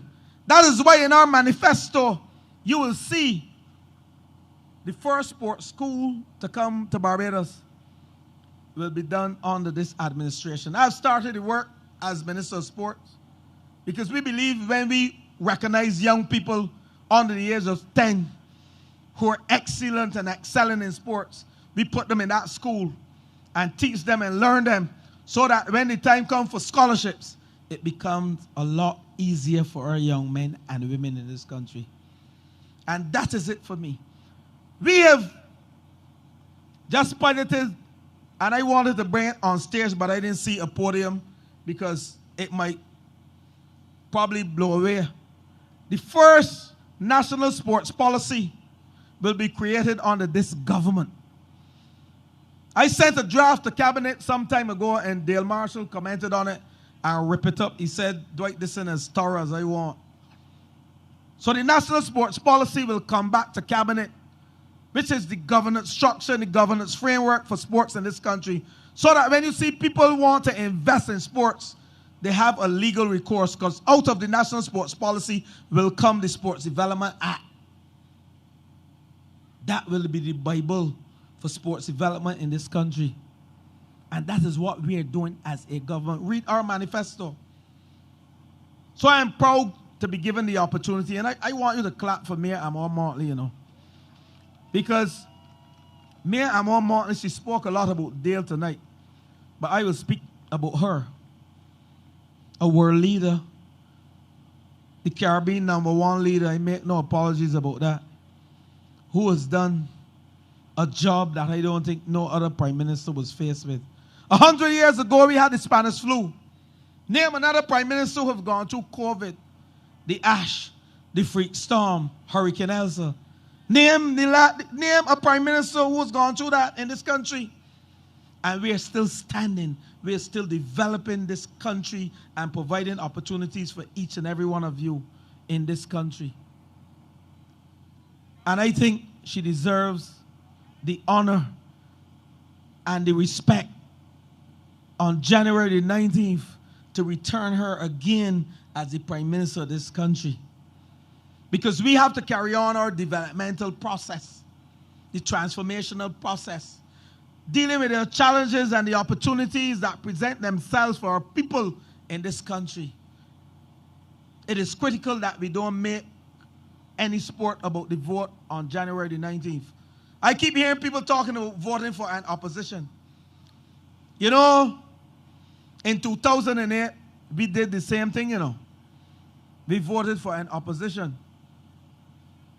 But remember, this country was doing well under Oinatha when we voted for a change. But some of us didn't even allow to change our clothes after the change because we had nothing to change into as a result of the demise and the challenges and the destruction that was brought to this country and to you and your families under the last administration, 2008 to 2018. Somebody keep me abreast of the time, please. 10:30. I want to end on the youth. But I say to you, the people of St. Joseph, you have a choice on January 19th. You either vote for retrogression for 30 years, taking St. Joseph back 30 years, or you vote for Dale Marshall to continue the transformation process and the legislative agenda of this country and providing the opportunities for the young people of this country. We have a choice. It is a simple choice. But I have the confidence in you, the people of St. Joseph, that you will retain Dale Marshall yet again as your parliamentary representative because he has done a wonderful job for the region, for Barbados, and for you, the people of St. Joseph. Don't judge a man by how much time you see him walk the streets. Judge a man by his deliverables. Judge a woman by their deliverables. What they have done to improve the lives of you and your children and your children's children. And that's what this government is about. Hey. Thank you. There are many times that Dale Marshall would love to come and walk with you. But he was caught up dealing with the legislative agenda in several different ministries. Dale is the only minister, along with the Prime Minister, that cuts across every single ministry in this country. And I think you have to respect that as a people. And you have to do justice to him. And you have to reward him on January 19th. Because I don't think there's none other in the cabinet could have done the job that Dale Marshall has done for this country and for this region. Crime is down, trending down. I'm not going to go there tonight. But I want to end on the youth. It's 10:30. I had a ministry of youth, sports, and community empowerment. I spent some time on sports. I can speak to sports for the rest of the night. I can speak to you for the rest of the night without notes. I don't need the notes. Because you know why? I go to work every morning at 8:30. I go to that office at 8:30 and I work. I don't need the notes to speak to my people in St. Joseph and St. George on what I have done or what we have done as a government. I spent tonight in a spot meeting talking about my achievements in St. George South. But this election is not about my achievements in St. George South.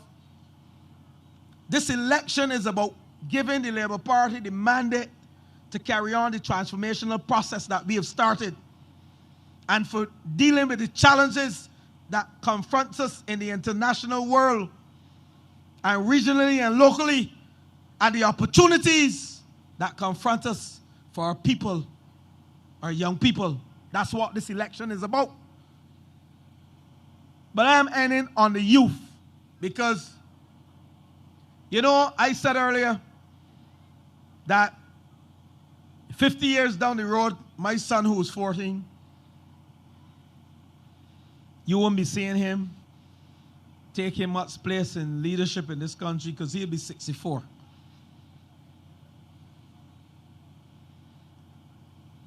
And those of you who have children that are 20 years and 30 years have to understand that we are positioning this country, the transformation process has to be one that is positioning Barbados for 100 years and more down the road.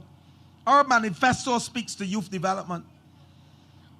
This government came to office in 2018, and we met the youth, Barbados Youth Service, where the young boys and girls, 16 years to 20 years, were given the opportunity to enter into a camp, a residential camp and a training camp, a one-year camp. 80 boys and girls between the ages 16 and 20.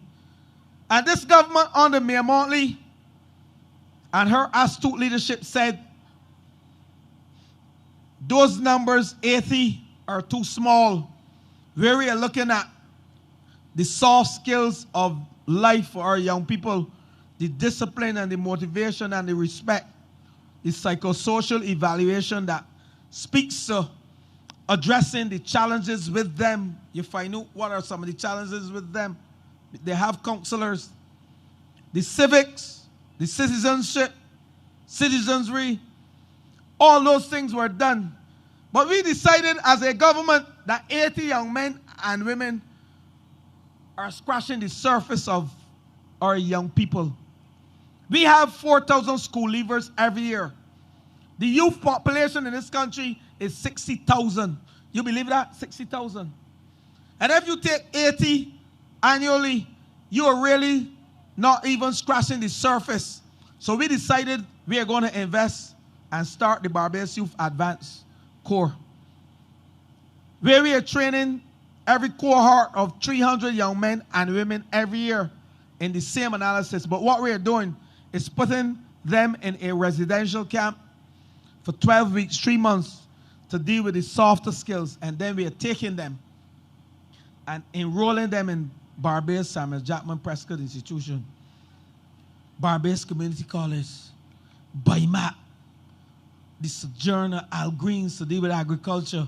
We are giving them the opportunities to earn a living, earn a skill that they can truly become global citizens.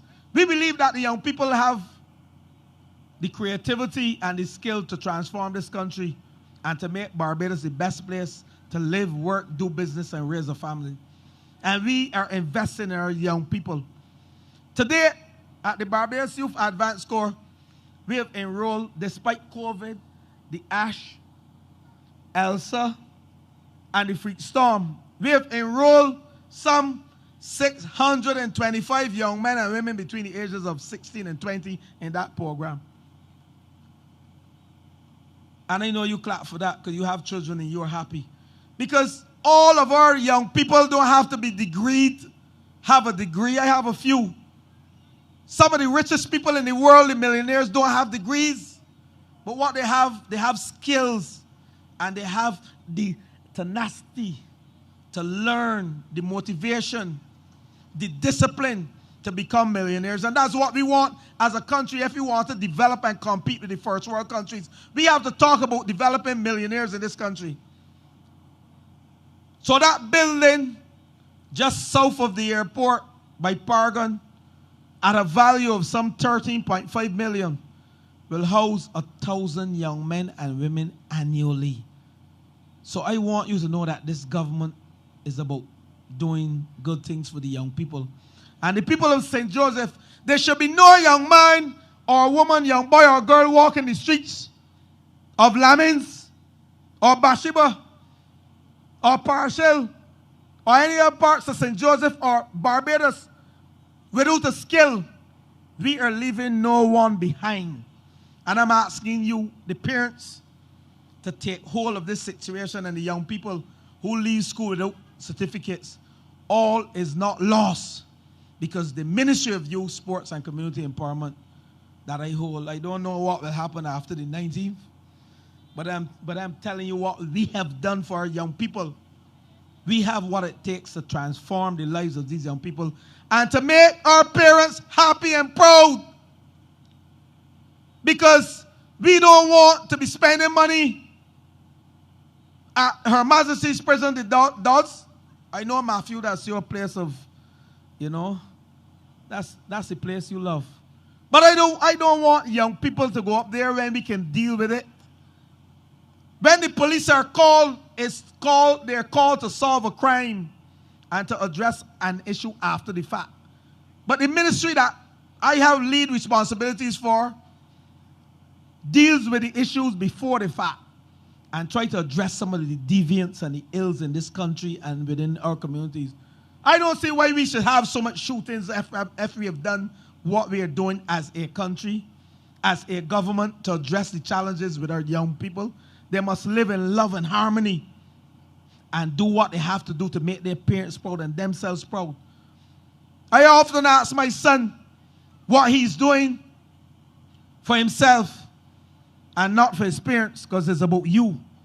And I'm told I have to come down. I can see them coming. I can talk for a whole night, St. Joseph, about young people. But I want to end on this program that we have, an employability program at the Ministry of Youth called Getting to Get Hired. We just took 14 young men, and yes, the men have challenges in this country. I have a son. We took 14 young men and enrolled them in an employability program where the private sector partnered with government and Platinum Services at the airport. The CEO was able to hire 14 of these young men, only men. The first program I've been engaged in as a minister that only had men. And men, they're not in crisis, but they need more help than the young women. But the employability program that we have, Getting to Get Hired program, that we will push across all community centers across Barbados, this sporting facility when it reopened, we can train our young men and young women in the new skills that we have brought to the fore: renewable energy, robotics, coding, boat making. There are opportunities across this 166 square miles, beyond the 166 square miles, for seafarers. There is opportunity for 1 million seafarers in this country. I have to shut down now, right? I know you enjoying it, St. Joseph, but time has come that I have to leave you. But I want to leave you on a positive note. What I've said tonight speaks to transformation, speaks to progress, speaks to work by your Attorney General and Parliamentary Representative, and it speaks to work by this government led by Mayor Amor Motley. On January the 19th, you have to give us that mandate to carry on the transformational process. You have to give us that mandate to continue to address the challenges. But most importantly, you have to give us that mandate to continue to provide the opportunities for our many Barbadians. I want to thank you, the people of St. Joseph, for giving Dale Marshall the opportunity yet again, and on January the 19th yet again, to become your parliamentary representative. He deserves it. He has worked on your behalf, especially to address the water issues in this community and the infrastructural issues that have started. We have built 60 roads in 12 months as a government, and I ain't going there tonight because time will not allow me to. But Dale Marshall has done all the legislation to allow the water issues to be resolved, the road infrastructure issues to be resolved, for us to have the trust loans, whereby St. Joseph has 100 loans, trust loans presently, at a value of close to $500,000 for its small business people. I didn't even get to speak about that. He has done the legislation to allow me to build the Spancious Resource Center in Bathsheba, and he's doing the legislation to allow me to build the sporting facility and to install the lights, build the sporting facility here at Lammings and install the lights at Bathsheba and address the issues at Prout that we have to address. So God bless you, and I thank you. And on January the 19th, be safe, leave the house. We will provide the transportation for you to vote, and you go and you vote for my friend, amigo, Dale Marshall. I thank you. Don't stand for my play that you vex. Get out there and give me get the X. Cause you know BLP is the best. BLP. If you love Barbados as bad as me, vote for BLP. Me and the team BLP. Vote for BLP. You want the best for this country. Vote for BLP. Barbados Labour Party is for we. Vote for BLP. Them racing ready. Them racing ready. I voted for BLP. Them racing ready. Me and the BLP. Them racing